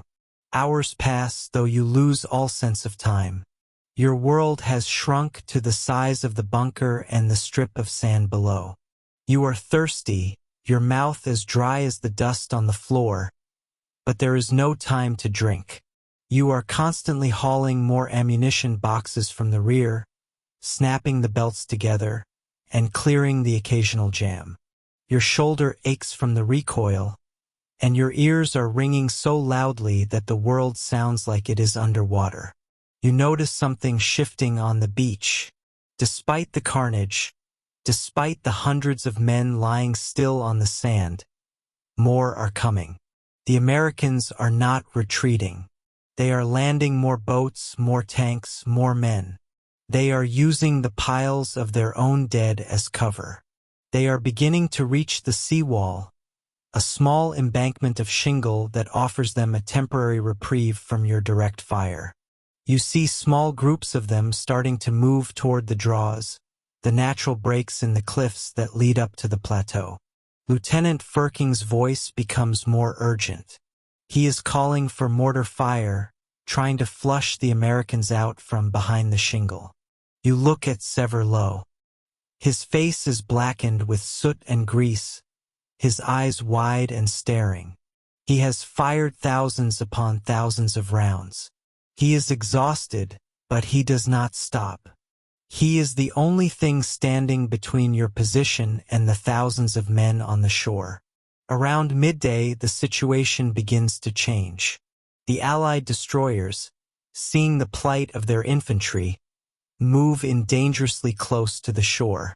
They are so close you can see the sailors on the decks. Their guns begin to bark, firing point blank at the concrete bunkers on the bluffs. A shell hits the top of WW2, and the world turns white.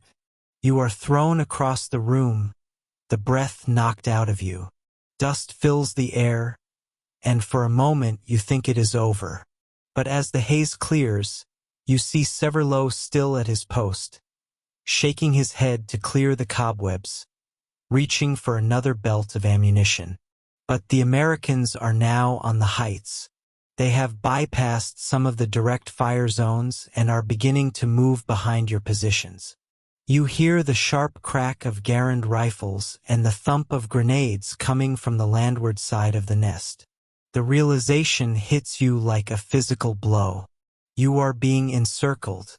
The invincible wall is being breached not from the front, but from the flanks. You look down at the beach one last time. It is a graveyard.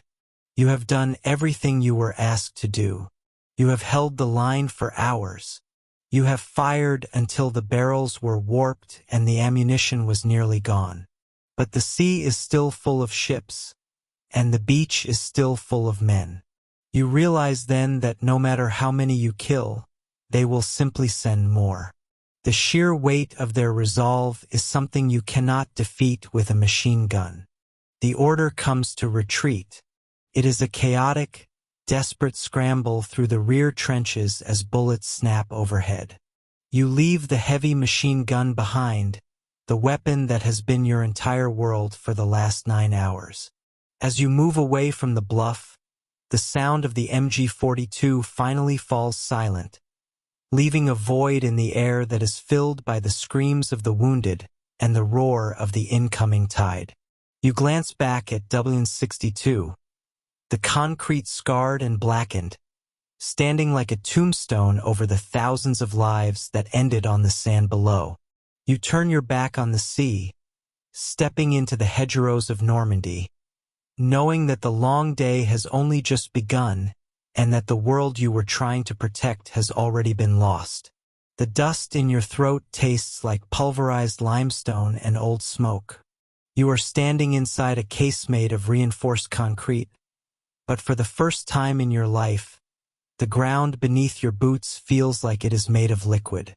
Every time one of the massive 14-inch shells from the battleships out at sea strikes the earth nearby, the entire world shudders. It is not just a sound. It is a physical pressure that pushes against your chest and makes your teeth ache in your gums.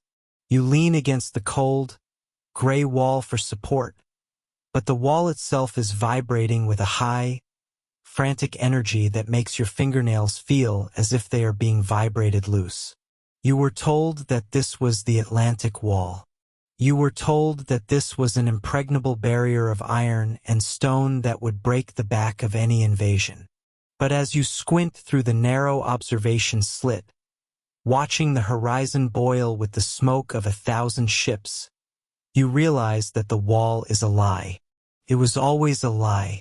You remember the propaganda posters back home in Germany, showing a continuous line of massive fortresses stretching from the snowy peaks of Norway down to the Spanish border.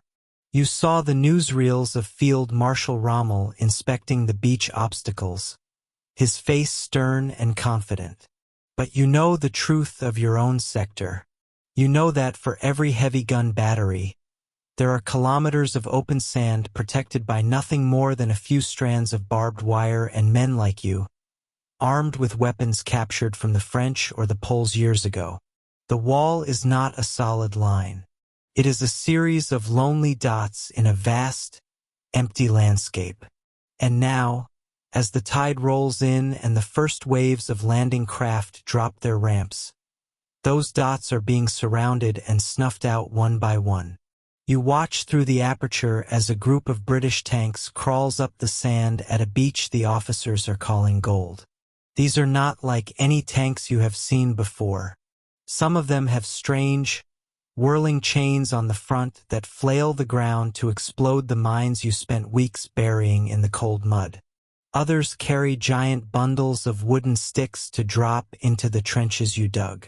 You realize with a sickening jolt that they have planned for everything. Your defenses, which seemed so formidable yesterday, are being peeled away like the skin of a rotted fruit. You fire your machine gun until the barrel glows a dull, angry red, but the infantry just keeps coming. They move like a rising tide. For every one you hit, 10 more seem to spring from the foam of the surf. The communication lines are the first thing to go. You pick up the field telephone, desperate to hear the voice of your commander, but there is nothing but the crackle of static and the sound of wind. The wires have been severed by the bombardment or cut by the paratroopers who dropped into the darkness behind you hours ago. You are suddenly terrifyingly alone. You and the 20 men in your bunker are no longer part of a great army. You are an island in an enemy sea. You hear the frantic shouting of the radio operator in the corner. He is calling for the reserves, for the panzer divisions that were supposed to be parked just a few kilometers inland, waiting to rush to the coast and drive the invaders back into the water. But there is no answer. The heavy tanks are not coming. They are held back by orders from high above, or they are being torn apart by the fighter bombers that swarm the skies like angry hornets. You see a movement to your left, near the edge of the village. A group of men in tan uniforms is running toward the rear of your position. They are not coming from the beach. They are coming from the fields behind you. The breach has already happened. Somewhere, a few kilometers down the coast, the wall has crumbled. The enemy has found a gap between the strong points and poured through, and now they are circling back to take you from behind. The realization hits you like a physical blow. The fortress you are standing in, with its 2-meter thick walls and its heavy steel doors, has become a trap. It was designed to face the sea, but the war is now coming from the woods, from the orchards, and from the very shadows of the houses you were supposed to protect. You hear the sound of a flamethrower. It is a low, guttural roar, like the breath of a dragon. A jet of liquid fire splashes against the side of the casemate, and for a moment, the light in the bunker turns a hellish, flickering orange. The heat is instantaneous and suffocating. You smell the stench of burning oil and scorched earth. Your comrades are screaming, their voices thin and high against the thud of the grenades. You realize that the enemy is no longer at a distance. They are at the doors. They are climbing over the roof. They are dropping explosives down the ventilation shafts. The grand strategy of the Atlantic Wall has collapsed into a series of desperate, bloody scuffles in the dark corners of concrete rooms. The breach is not just a physical hole in the line. It is a breach in the spirit of the men around you. You look at the face of a young soldier next to you, a boy who cannot be older than 17. His eyes are wide and vacant, and he is shaking so hard that he can barely hold his rifle. He was told that the Führer would never let the enemy set foot on this soil. He was told that the German soldier was invincible. But now he is watching the myth shatter in real time. The invaders are not the disorganized rabble the newspapers described. They are a professional, relentless machine, backed by an industrial power that seems to have no end. For every shell you fire, they fire 100. For every plane you see in the sky, they have 1,000. As the sun climbs higher in the sky, the scale of the disaster becomes undeniable. You can see the smoke rising from a dozen different points along the coast. The horizon is no longer the sea. It is a wall of steel and fire. You receive word, passed from mouth to mouth by a bloodied messenger who crawled through the trenches, that the British and Canadians have taken the heights at Juno and Sword. They are moving inland toward the city of Caen. The Americans have fought their way off the bloody shingle of Omaha and are scaling the cliffs. The crust has been broken. The thin line of defenders has been snapped, and the vast, soft interior of France lies open before the enemy. You are ordered to gather what equipment you can and retreat to the second line of defense.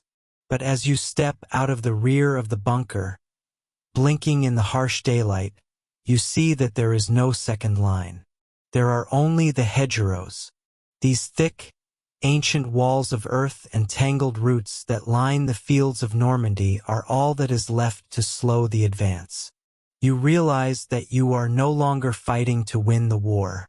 You are fighting for minutes and hours. You are fighting to find a place to hide, to find a way to survive the storm that has finally broken over your head. The roads are a scene of absolute chaos. You see horse-drawn wagons overturned in the ditches, the animals lying dead in their traces. You see columns of infantry marching toward the front, their faces masks of dust and exhaustion, while trucks filled with wounded men grind past them in the opposite direction. There is no coordination.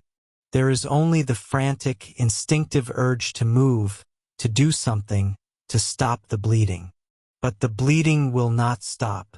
The breaches are widening. The wall is gone, and in its place is a landscape of fire and metal. You look back one last time toward the ocean, but you cannot see the water anymore. You only see the ships, thousands upon thousands of them, anchored firmly in what used to be your territory. You turn and run toward the green shadows of the hedgerows, knowing that the wall in name only has failed you, and that the real battle has only just begun.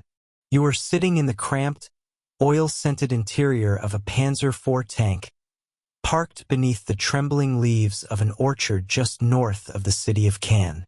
It is early afternoon on June 6, 1944. For hours, you and your crew have been trapped in a state of agonizing limbo. You have listened to the distant, rhythmic thud of naval shells hitting the coast. You have watched the sky fill with Allied planes that seem to roam the heavens with terrifying impunity. You have waited for the order to move, the order to strike, the order to do something other than sit and wait to be blown to pieces by an enemy you cannot see. The heat inside the steel hull is becoming unbearable. Sweat trickles down your back, soaking your gray wool tunic. You can smell the sharp tang of gasoline, the metallic scent of grease, and the stale odor of cigarettes and nervous breath. Your commander, standing in the open hatch above you, has his binoculars pressed to his eyes, scanning the horizon for the messengers that never seem to arrive. The chain of command has fractured. Your divisional commander was missing for the first critical hours of the morning. Orders from High Command in Berchtesgaden have been delayed because no one dared to wake the Führer. While the British and Canadians were wading through the surf and establishing their beachheads, you were held in place by red tape and hesitation. Finally, the word comes down. It is not a formal, typed order from a distant headquarters. It is a frantic verbal command delivered by a dusty dispatch rider on a motorcycle. The 21st Panzer Division is to attack. You are to drive north, push through the British lines, and reach the coast. You are the hammer that is supposed to smash the invasion while it is still fragile. As the engine of your tank roars to life, vibrating through your boots and rattling your teeth, a grim sense of relief washes over you. The waiting is over. The movement begins. You clatter out of the orchard and onto the narrow roads leading toward the sea. But this is not the swift, unstoppable blitzkrieg of 1940. The world has changed. As your column of tanks and half-tracks winds its way through the outskirts of Cannes, you see the devastation that the Allied air forces have already wrought. The streets are choked with the rubble of ancient stone houses. The air is thick with the smell of pulverized masonry and wood smoke. You have to weave around craters that could swallow a car whole. Every few minutes, the shout goes up, "Air raid." You scramble out of the tank or huddle low inside as the roar of Typhoon fighter bombers fills the sky. They come at you like hawks, their wings flashing as they dive. You hear the terrifying shriek of their rockets and the heavy thud of their cannons. They are hunting you. You are part of one of the most powerful armored divisions in the German army, yet you feel exposed and vulnerable. You are moving through a landscape where the very sky has become an enemy. By the time your unit reaches the Lebesy Ridge, a high piece of ground overlooking the flat fields that lead to the beaches, it is late afternoon. You look out through the vision slits of your tank and see a sight that stops your heart. The English Channel is no longer a vast, empty stretch of gray water. It is a forest of masts and funnels. Thousands of ships are anchored off the coast, a dark, pulsing carpet of steel that stretches as far as you can see. On the fields below you, the British are moving inland. You see the glint of their own tanks, the olive-drab shapes of their trucks, and the dark clusters of infantry moving through the tall grass. The commander of the 84th Corps, General Erich Marx, is there on the ridge with you. He is a man with a wooden leg and a face etched with the exhaustion of years of war. He points toward the sea with his cane and tells his officers that if they do not push the British back into the water now, the war is lost. There is no more room for retreat. This is the moment. Your regiment, the 22nd Panzer, begins its descent from the ridge. You are moving into a gap that has opened up between the British at Sword Beach and the Canadians at Juno Beach. This is the weak point. If you can reach the village of Lyon-sur-Mer on the coast, you will have split the invasion in two. You feel the surge of adrenaline as the tanks pick up speed. The Panzer IVs fan out across the wheat fields, their long barrels pointed forward. You feel like a hunter again. But the British are waiting. They have dug in their 6-pounder anti-tank guns along the woodlines and behind the stone walls of the farmsteads. As you move across the open ground, the air suddenly erupts with the sharp crack of high-velocity shells. You hear the terrifying clang of metal on metal as a tank in the row next to yours is hit. It doesn't explode at once. It simply stops. Then, a thin trickle of black smoke begins to rise from the turret. A moment later, the hatches fly open and the crew tumbles out, their clothes smoldering, as they scramble for the cover of the wheat. You return fire, the heavy boom of your 75mm gun deafening you inside the turret. The hull shakes with the recoil. The air inside the tank becomes thick with the acrid smoke of spent shell casings. You can see the flashes of the British guns in the trees ahead, but they are hard to pin down. They are professionals and they are fighting for their lives just as you are. Despite the fire, the momentum of the 21st Panzer carries you forward. You push through the British screen at Perrier-sur-Loudun. You are moving fast now, bypassing the strongest pockets of resistance. You can see the blue line of the ocean getting closer. You can almost smell the salt air over the scent of diesel. For a brief, shining moment, it feels like the counterattack might actually work. You reach the heights above the coast near the village of Lyon-sur-Mer. You have done it. You have reached the sea. You have cut the enemy's bridgehead in half. But then you look up. The sound starts as a low hum, a vibration in the air that you feel in your chest before you hear it with your ears. It grows into a deafening, mechanical roar. From the direction of the sea, hundreds of planes are approaching at low altitude. They are not bombers. They are transport planes, and behind them they are towing large, boxy gliders. You watch, frozen in a mix of awe and horror, as the gliders begin to release. They dip and dive, their wooden wings whistling as they catch the air. They are landing in the fields behind you, hundreds of them, dropping thousands of fresh British paratroopers directly into your rear. This is Operation Mallard, the massive airborne reinforcement of the British 6th Airborne Division.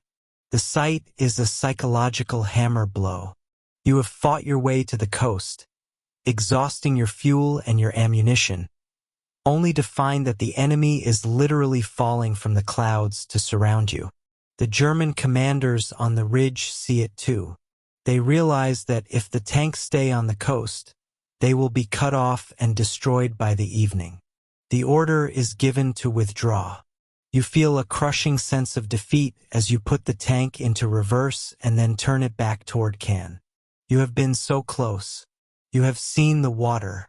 You have felt the possibility of victory. But the sheer, overwhelming scale of the Allied resources has crushed your effort before it could even begin to bear fruit. As you retreat back toward the Lebesy Ridge under the gathering shadows of evening, the British naval guns begin to find your range again. The earth shakes with the impact of 15-inch shells that leave craters the size of houses. You are no longer the hunter. You are the prey. You realize that you have made the only major armored counterattack of the day, and it has failed. The wall has not just been breached. It has been bypassed, flown over, and pushed aside. You roll back into the outskirts of Cannes as the sun begins to set, the sky a bruised purple and orange. The city is burning. You park your tank under the charred remains of a bridge, your body aching with a fatigue that goes deeper than your bones. You have survived the first day, but as you listen to the endless drone of Allied planes still circling overhead, you know that the counterthrust was your best and perhaps only chance to win. The 21st Panzer has done what was asked of it, but in the face of the horizon filled with ships and the sky filled with silk parachutes, it simply was not enough. You close your eyes for a moment, but the image of those gliders descending like a curtain behind you remains burned into your mind. The battle for Normandy is no longer about pushing the enemy back into the sea. It is about how long you can survive in the ruins of the fortress. You step out of the command post into the cool, damp night air of Normandy. It is June 6, 1944, just after midnight. To the north, the horizon flickers with distant, rhythmic flashes of light, and a low rumble that is not thunder vibrates in your chest. But here, inland, among the ancient stone farmhouses and the suffocatingly thick hedgerows, the silence is what unnerves you. It is a heavy, artificial silence, a silence that feels like it is holding its breath. You reach for a cigarette, but stop yourself. You have lived in this occupied land long enough to know that a single spark can invite a bullet from the dark. You are part of the German administrative and logistical backbone in France. Perhaps you are a signalman, a clerk, or a junior officer tasked with keeping the gears of the military machine turning. For months, you have lived in a state of uneasy tension with the local people. You buy their cider and their bread, but you see the way they look at you. Their eyes are cold and distant. They are waiting, and tonight you begin to realize that the waiting is over. Earlier this evening, the reports started coming in. They were small at first, seemingly isolated incidents. A telephone line cut near the town of Bayeux. A massive oak tree felled across a secondary road near St. Lo. A courier who went out an hour ago and has not returned. You go back inside the stone building that serves as your headquarters. The room is filled with the frantic clicking of telegraph machines and the frustrated shouts of operators. One of them throws his headset onto the table in disgust. He looks at you, his face pale in the lamplight. All lines to the coast are dead, he says. It is not the wind, and it is not the Allied bombers. It is the shadows in the fields. This is the reality of the German side of the story that rarely makes it into the epic films. Before the first Allied soldier even stepped onto the sand of the beaches, you were already losing the battle behind your own lines. The French resistance, often called the Maquis, have risen up like a ghost army. You cannot see them, but you can feel their hands tightening around your communications. They are following orders broadcast in coded poems over the radio from London. For you, those poems have translated into a logistical nightmare. You walk over to a large map pinned to the wall. It shows the intricate web of railways and roads that are supposed to bring reinforcements and ammunition to the Atlantic Wall. But as you watch, an officer begins marking red crosses over key junctions. The Green Plan, the Allied strategy to paralyze the French railroads, is in full effect.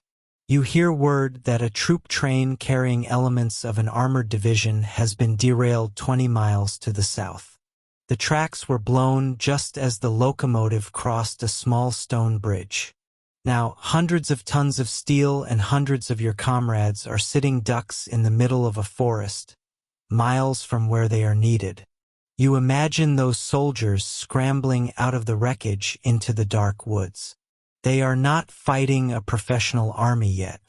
They are fighting ghosts who fire a single volley from the trees and then vanish back into the darkness. It is a maddening way to fight, you think, but it is devastatingly effective. Every hour that train is delayed is an hour the invaders on the coast have to dig in and strengthen their positions. The air in the room feels stifling. You step back outside to clear your head. You hear a sharp crack in the distance, followed by a low, rolling boom. Another bridge, another fuel depot. You look at the dark silhouettes of the trees lining the road. To you, those trees were just scenery yesterday. Tonight, every trunk could hide a man with a submachine gun. Every thicket of the bocage, those massive earthen walls topped with tangled hawthorn and oak, feels like a fortress wall held by an invisible enemy. You think about the civilians in the village down the road. You have seen them every day for a year. The baker who nods curtly as he hands you a loaf. The young woman who washes the officers' uniforms with a blank, unreadable expression. Are they the ones who cut the wires? Was it the baker who signaled the Allied planes with a flashlight earlier tonight? You feel a prickle of paranoia at the back of your neck. You are the occupiers. You have the tanks, the artillery, and the discipline. But you are standing on a floor made of glass, and you can hear it cracking beneath your boots. The sabotage is not just about blowing things up. It is about the psychological erosion of your confidence. You are a soldier of the Wehrmacht, part of the most feared military machine in the world. Yet, tonight you cannot even make a simple phone call to the next town. You are cut off. You are an island of gray uniforms in a sea of French resentment. The breakdown in communication is the most terrifying part. Without orders, without information, you are nothing but a group of men standing in a dark, silent field. You see a motorcycle courier pull up to the gate. His bike is covered in thick mud, and his uniform is torn. He is gasping for air as he dismounts. He tells a story of a wire strung across the road at neck height. His partner, riding ahead of him, never had a chance. The courier had to abandon his bike and crawl through a ditch to escape the sniper fire that followed. He carries a leather satchel with handwritten orders because the radio net is being jammed and the landlines are severed. This is how the German High Command is forced to operate, like messengers from a century ago, running through a gauntlet of partisans. As the sun begins to bleed a pale, sickly gray light into the eastern sky, the scale of the chaos becomes clearer. It is not just the roads and the rails. It is the very earth itself. In many areas, the resistance has manipulated the sluice gates of the local rivers and canals, flooding the low-lying fields that your commanders plan to use for counterattacks. What was a solid meadow yesterday is now a swamp that will swallow a tank whole. You realize that the French have been preparing for this moment for years, mapping every culvert, every weak point in the infrastructure, and every blind spot in your patrols. You feel a sense of profound isolation. The Great Atlantic Wall, with its massive concrete bunkers and heavy guns, is facing the ocean, looking for the enemy. But the enemy is already behind you. They are in the barns, in the cellars, and in the church towers. You look at your hands and realize they are shaking slightly. It is not just the cold of the morning. It is the realization that the geography of France has turned against you. The very land you have occupied and walked upon is now part of the Allied assault. An order finally comes through, hand-delivered and smudged with grease. You are to move your unit toward the coast. You begin the process of loading trucks, but even this is a struggle. 2 of the vehicles will not start. When the mechanics check the engines, they find sugar in the fuel tanks or sand in the oil. It is a small thing, a petty act of defiance, but it adds another 20 minutes of delay. And on this morning, June 6th, 20 minutes can be the difference between life and death. As your convoy finally begins to crawl down the narrow, winding lanes, you feel the weight of the hedgerows closing in on you. The tall earthen banks are so high that you cannot see into the fields on either side. You are moving through a green tunnel. Every time the trucks slow down to navigate a sharp turn, you find yourself gripping your rifle until your knuckles are white. You watch the rooftops of the farmhouses for the flash of a rifle. You watch the gaps in the stone walls. You realize that you are no longer the hunter. In this beautiful, rolling countryside of Normandy, you have become the prey. The sabotage has done its work. Even if the resistance fighters never fire another shot today, they have already won a massive victory. They have stolen your time. They have blinded your commanders. They have forced you to look over your shoulder at every shadow. As the roar of the Allied naval bombardment grows louder, shaking the very ground beneath your feet, you know that the fight for France will not just be fought on the beaches. It will be fought in every ditch, behind every tree, and in the heart of every person who has spent 4 years waiting for this moment to strike back. You look up as a flight of Allied fighters screams low over the trees. You dive for the cover of a ditch, pressing your face into the wet dirt. As the dust settles, you hear the distant ringing of a church bell. It is not a call to prayer. It is a signal. The countryside is waking up, and for the German army, the nightmare is only just beginning. You stand up, brushing the soil from your uniform, and look down the road. The shadows are long in the morning light, and you can no longer tell where the trees end and the ghosts of the resistance begin. You are in the heart of occupied France, but you have never felt more like a stranger. The silence of the night has been replaced by the cacophony of war, but the feeling of being watched never goes away. You climb back into your truck, wondering if the next bend in the road will be your last. You are driving into a landscape that no longer belongs to you. Every mile forward feels like a mile deeper into a trap. This is the Shadow War, and in these early hours of D-Day, it is the Shadow War that is breaking your back before the main battle has even truly begun. The sun is beginning to dip toward the horizon, casting long, distorted shadows across the blood-soaked sands and the shattered remains of the Atlantic Wall. You stand on a ridge overlooking the coastline, and the air you breathe is thick with the scent of salt, burnt rubber, and the metallic tang of cordite. Your lungs feel heavy, as if the very atmosphere of Normandy has been replaced by the grit of pulverized concrete and the smoke of 1,000 fires. This is the evening of June 6, 1944, and you are witnessing the end of the world as you knew it. You look out at the English Channel, and for a moment you cannot trust your eyes. The horizon is not a line where the water meets the sky, but a solid, jagged wall of gray steel. There are ships as far as you can look, thousands of them, sitting in the water with a terrifying permanence. They are not moving away. They are staying. They are pouring a seemingly infinite stream of men and machines onto the earth that you were told was an impregnable fortress. The sheer scale of it is a physical blow to your spirit.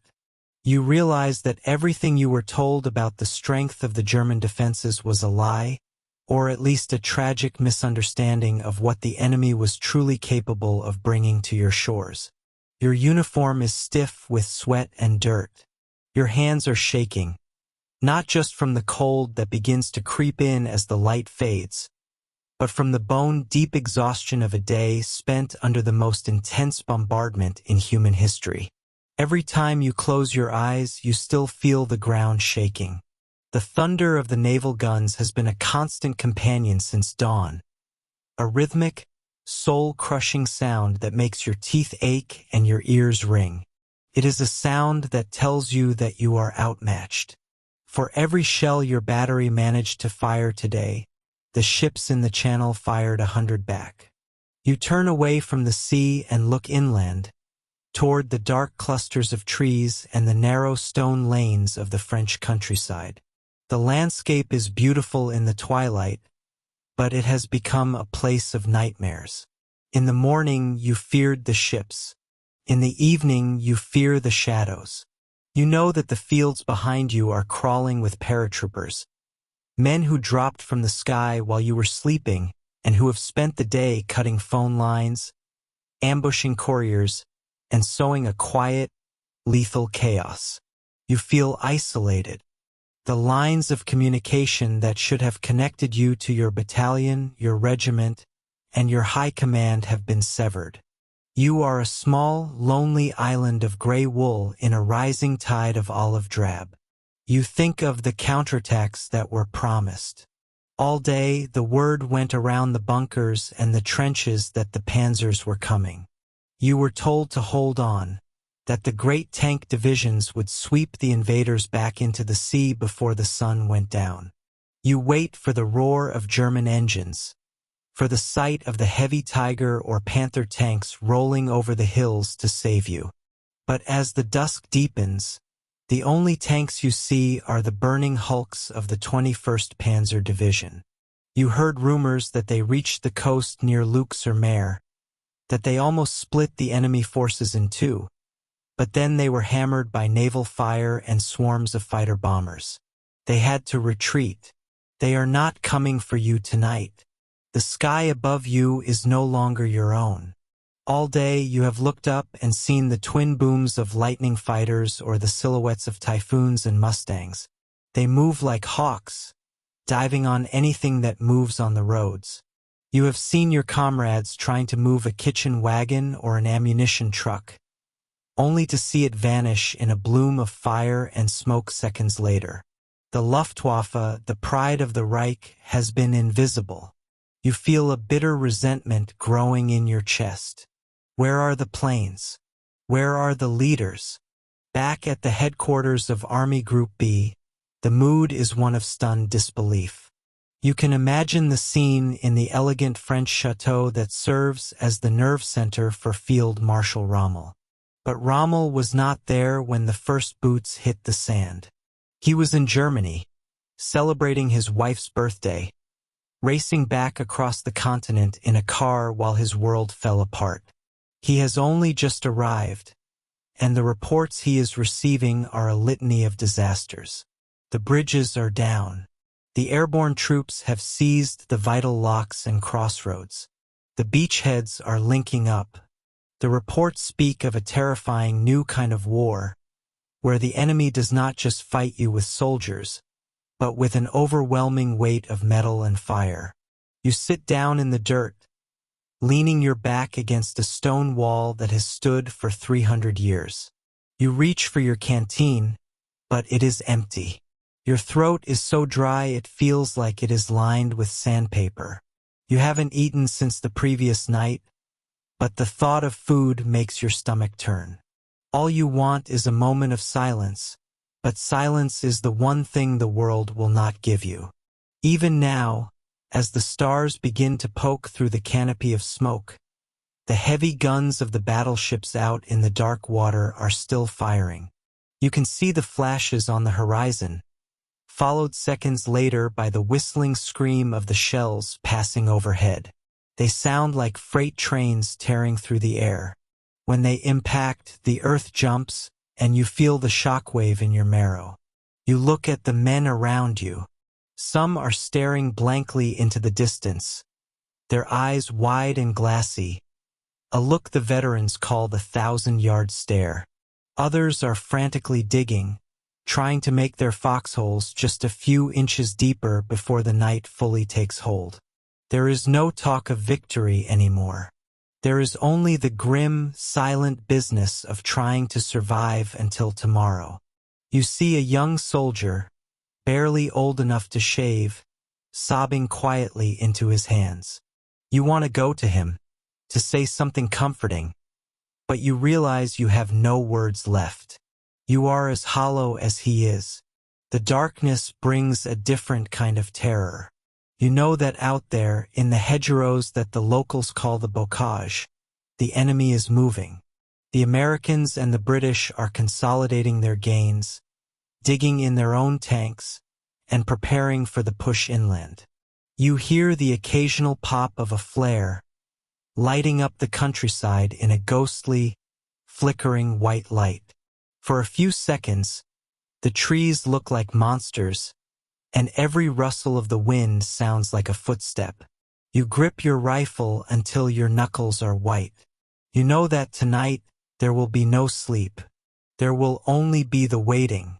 As the longest day finally draws to a close, the reality of your situation begins to settle in with a cold, heavy weight. You were told that the invasion would be the decisive moment of the war, the moment where the German army would break the back of the Western Allies and secure the future of Europe. But as you sit in the darkening fields of Normandy, you realize that the decisive moment has passed, and it did not go in your favor. The wall has been breached. The gates are open. The enemy is no longer at the door. They are inside the house. You think of your home, of the cities in Germany that are being turned to rubble by the bombers. You wonder if your family is safe, and if they have any idea what is happening here on this strip of French coast. You feel a profound sense of abandonment. The high command in Berlin spent the morning sleeping or arguing about whether the landings were a feint. They held back the reserves you so desperately needed because they were waiting for an invasion at the Pas de Calais that never came. Their hesitation has been paid for with the lives of your friends, whose bodies are now being washed by the incoming tide or lying silent in the tall grass of the meadows. The air turns colder, and a light rain begins to fall, mixing with the dust on your face to create a thin layer of mud. You pull your collar up, but it does nothing to stop the chill that is radiating from within. This was the day that was supposed to change everything, and it has. But it is not the glorious triumph you were promised. It is the beginning of a long, slow retreat into the heart of a burning empire. You look one last time at the sea before the darkness swallows it completely. The lights of the fleet are still there, a constellation of hostile stars blinking in the bay. They are the lights of a power you cannot hope to defeat with courage alone. As the first day of the invasion ends, you realize that the longest day was only the first of many. The war has moved onto your doorstep, and the shadows of the evening are only a prelude to the long night that is about to fall over Germany. You settle into your shallow hole in the earth, your rifle across your knees, and you wait for the dawn, wondering if you will be there to see it. You stand at the edge of a world that has been torn apart. Behind you, the dark and tangled shapes of the French hedgerows wait to swallow you whole. In front of you, the English Channel is no longer the vast and empty expanse of gray water you watched for months. It has become a forest of steel. You look out from the high ground of the bluffs, and the sheer scale of what is happening makes your breath catch in your throat. There are ships as far as your eyes can see. They are not just small dots on the horizon. They are massive and solid, and they are vomiting fire into the very land you were told was an impregnable fortress. You realize in this moment that the Atlantic Wall was a dream. It was a beautiful and terrifying lie told to you by men in clean uniforms who lived hundreds of miles away in the safety of Berlin. Now you are the one standing in the ruins of that lie. The concrete of the bunker near you is cracked and scorched. It looks like the bleached shell of a dead animal. You can smell the ozone from the lightning strikes of the naval guns. You can smell the salt of the sea mixed with the heavy and choking scent of pulverized rock and burnt grease. Your skin is coated in a fine layer of white dust. It gets into your eyes and your mouth, and it tastes like the end of the world. You wipe your face with a sleeve that is already stiff with sweat and dirt. You think about the months you spent here. You think about the long days of hauling heavy bags of cement and the cold nights of watching the waves. It all seemed so permanent then. You believed that as long as you held these cliffs, the war would stay on the other side of the ocean. Now the ocean has come to you. You see the movement on the sand far below. The figures are small and distant, but they are relentless. They move like a tide that cannot be stopped by bullets or wire. You hear the sharp crack of rifle fire and the heavy thud of mortars. It is a cacophony that never ends. It fills your ears until you can no longer hear your own thoughts. You wonder where the planes are. You were told that the sky would be full of the Luftwaffe. You were told that no enemy ship would ever reach the shore without being sunk. But the sky is empty of friends and the sea is full of enemies. You feel a cold weight in your stomach. It is not just fear. It is the realization that the world has tilted on its axis. Everything you were promised has turned to smoke and ash. You look at the men around you. Their faces are masks of exhaustion and disbelief. Some are staring at the sea with wide eyes as if they are seeing a ghost. Others are looking at the ground as if they are trying to find a place to hide from the very air itself. You are all part of a machine that has suddenly broken. You feel the vibration of another shell impact nearby. The ground heaves and shakes. You have to grab onto a jagged piece of rusted rebar to keep your balance. The metal is hot and it bites into your palm, but you do not let go. You need something solid to hold on to while the earth tries to throw you off. You begin to move away from the edge. You have to move. To stay here is to die for a position that no longer exists.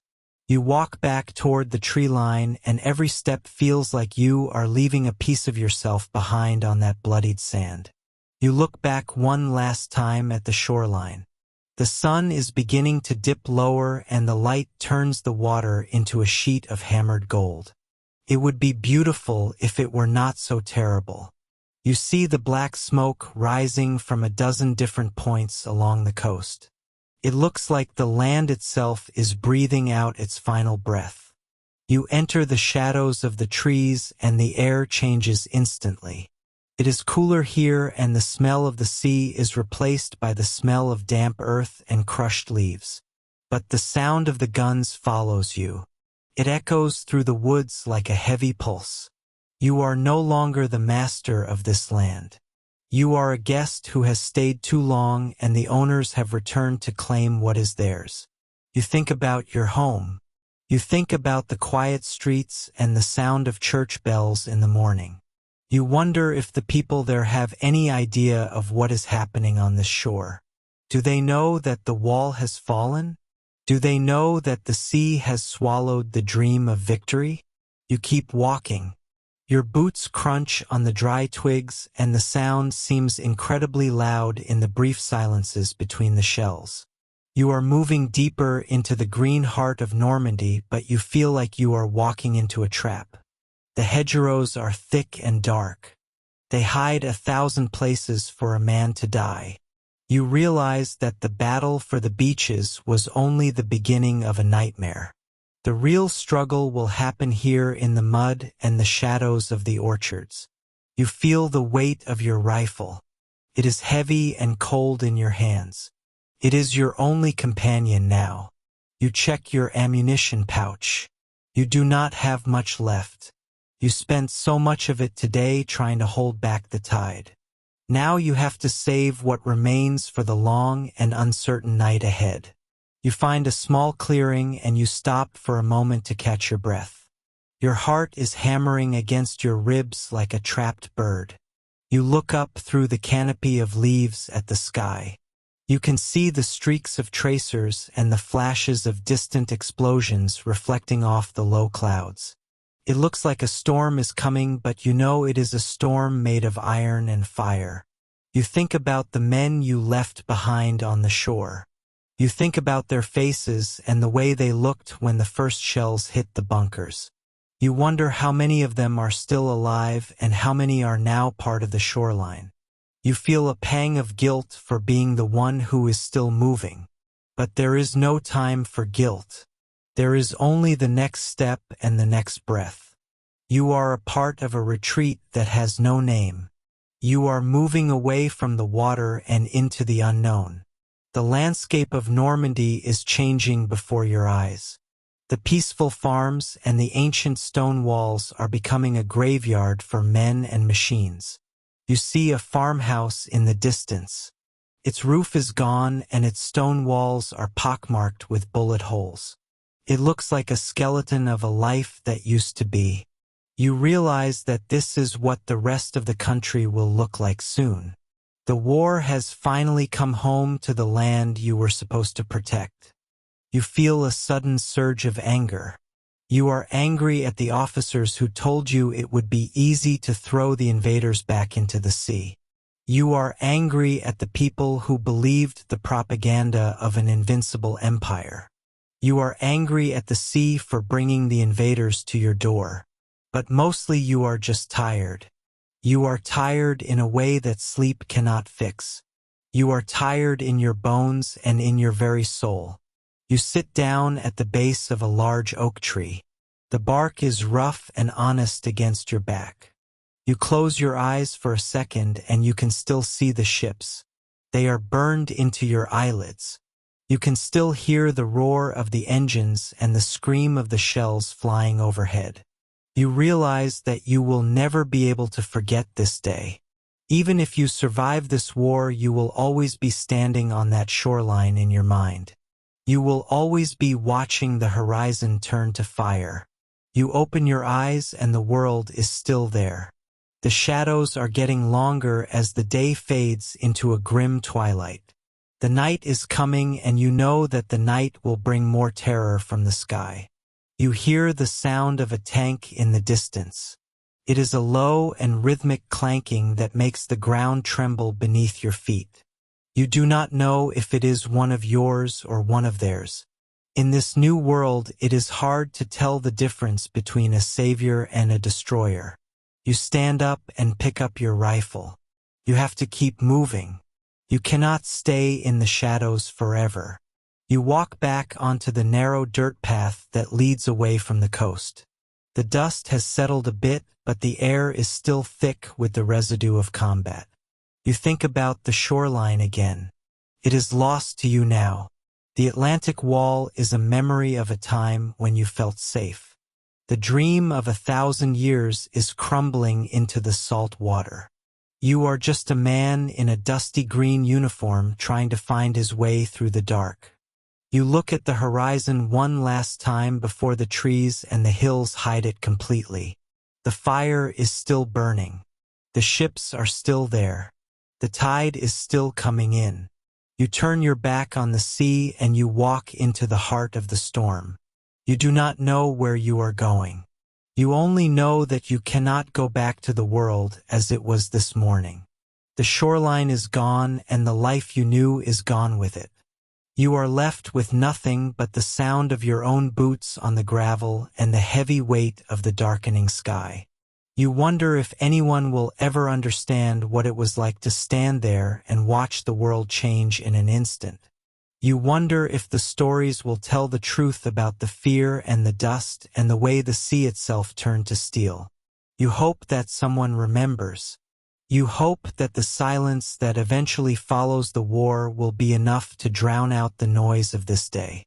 But for now there is no silence. There is only the war and the long road ahead through the dark woods of France. You keep walking. The stars are beginning to come out, but they are mostly hidden by the smoke of a burning continent. You are alone in the dark and the world is on fire. You feel the cold wind on your face and you keep moving because there is nothing else to do. You have to believe that there is an end to this path. You have to believe that there is a place where the guns do not reach and the air is clear. But as you look at the flickering light on the horizon, you know that place is a long way off. You are a soldier of a lost shore and the night has only just begun.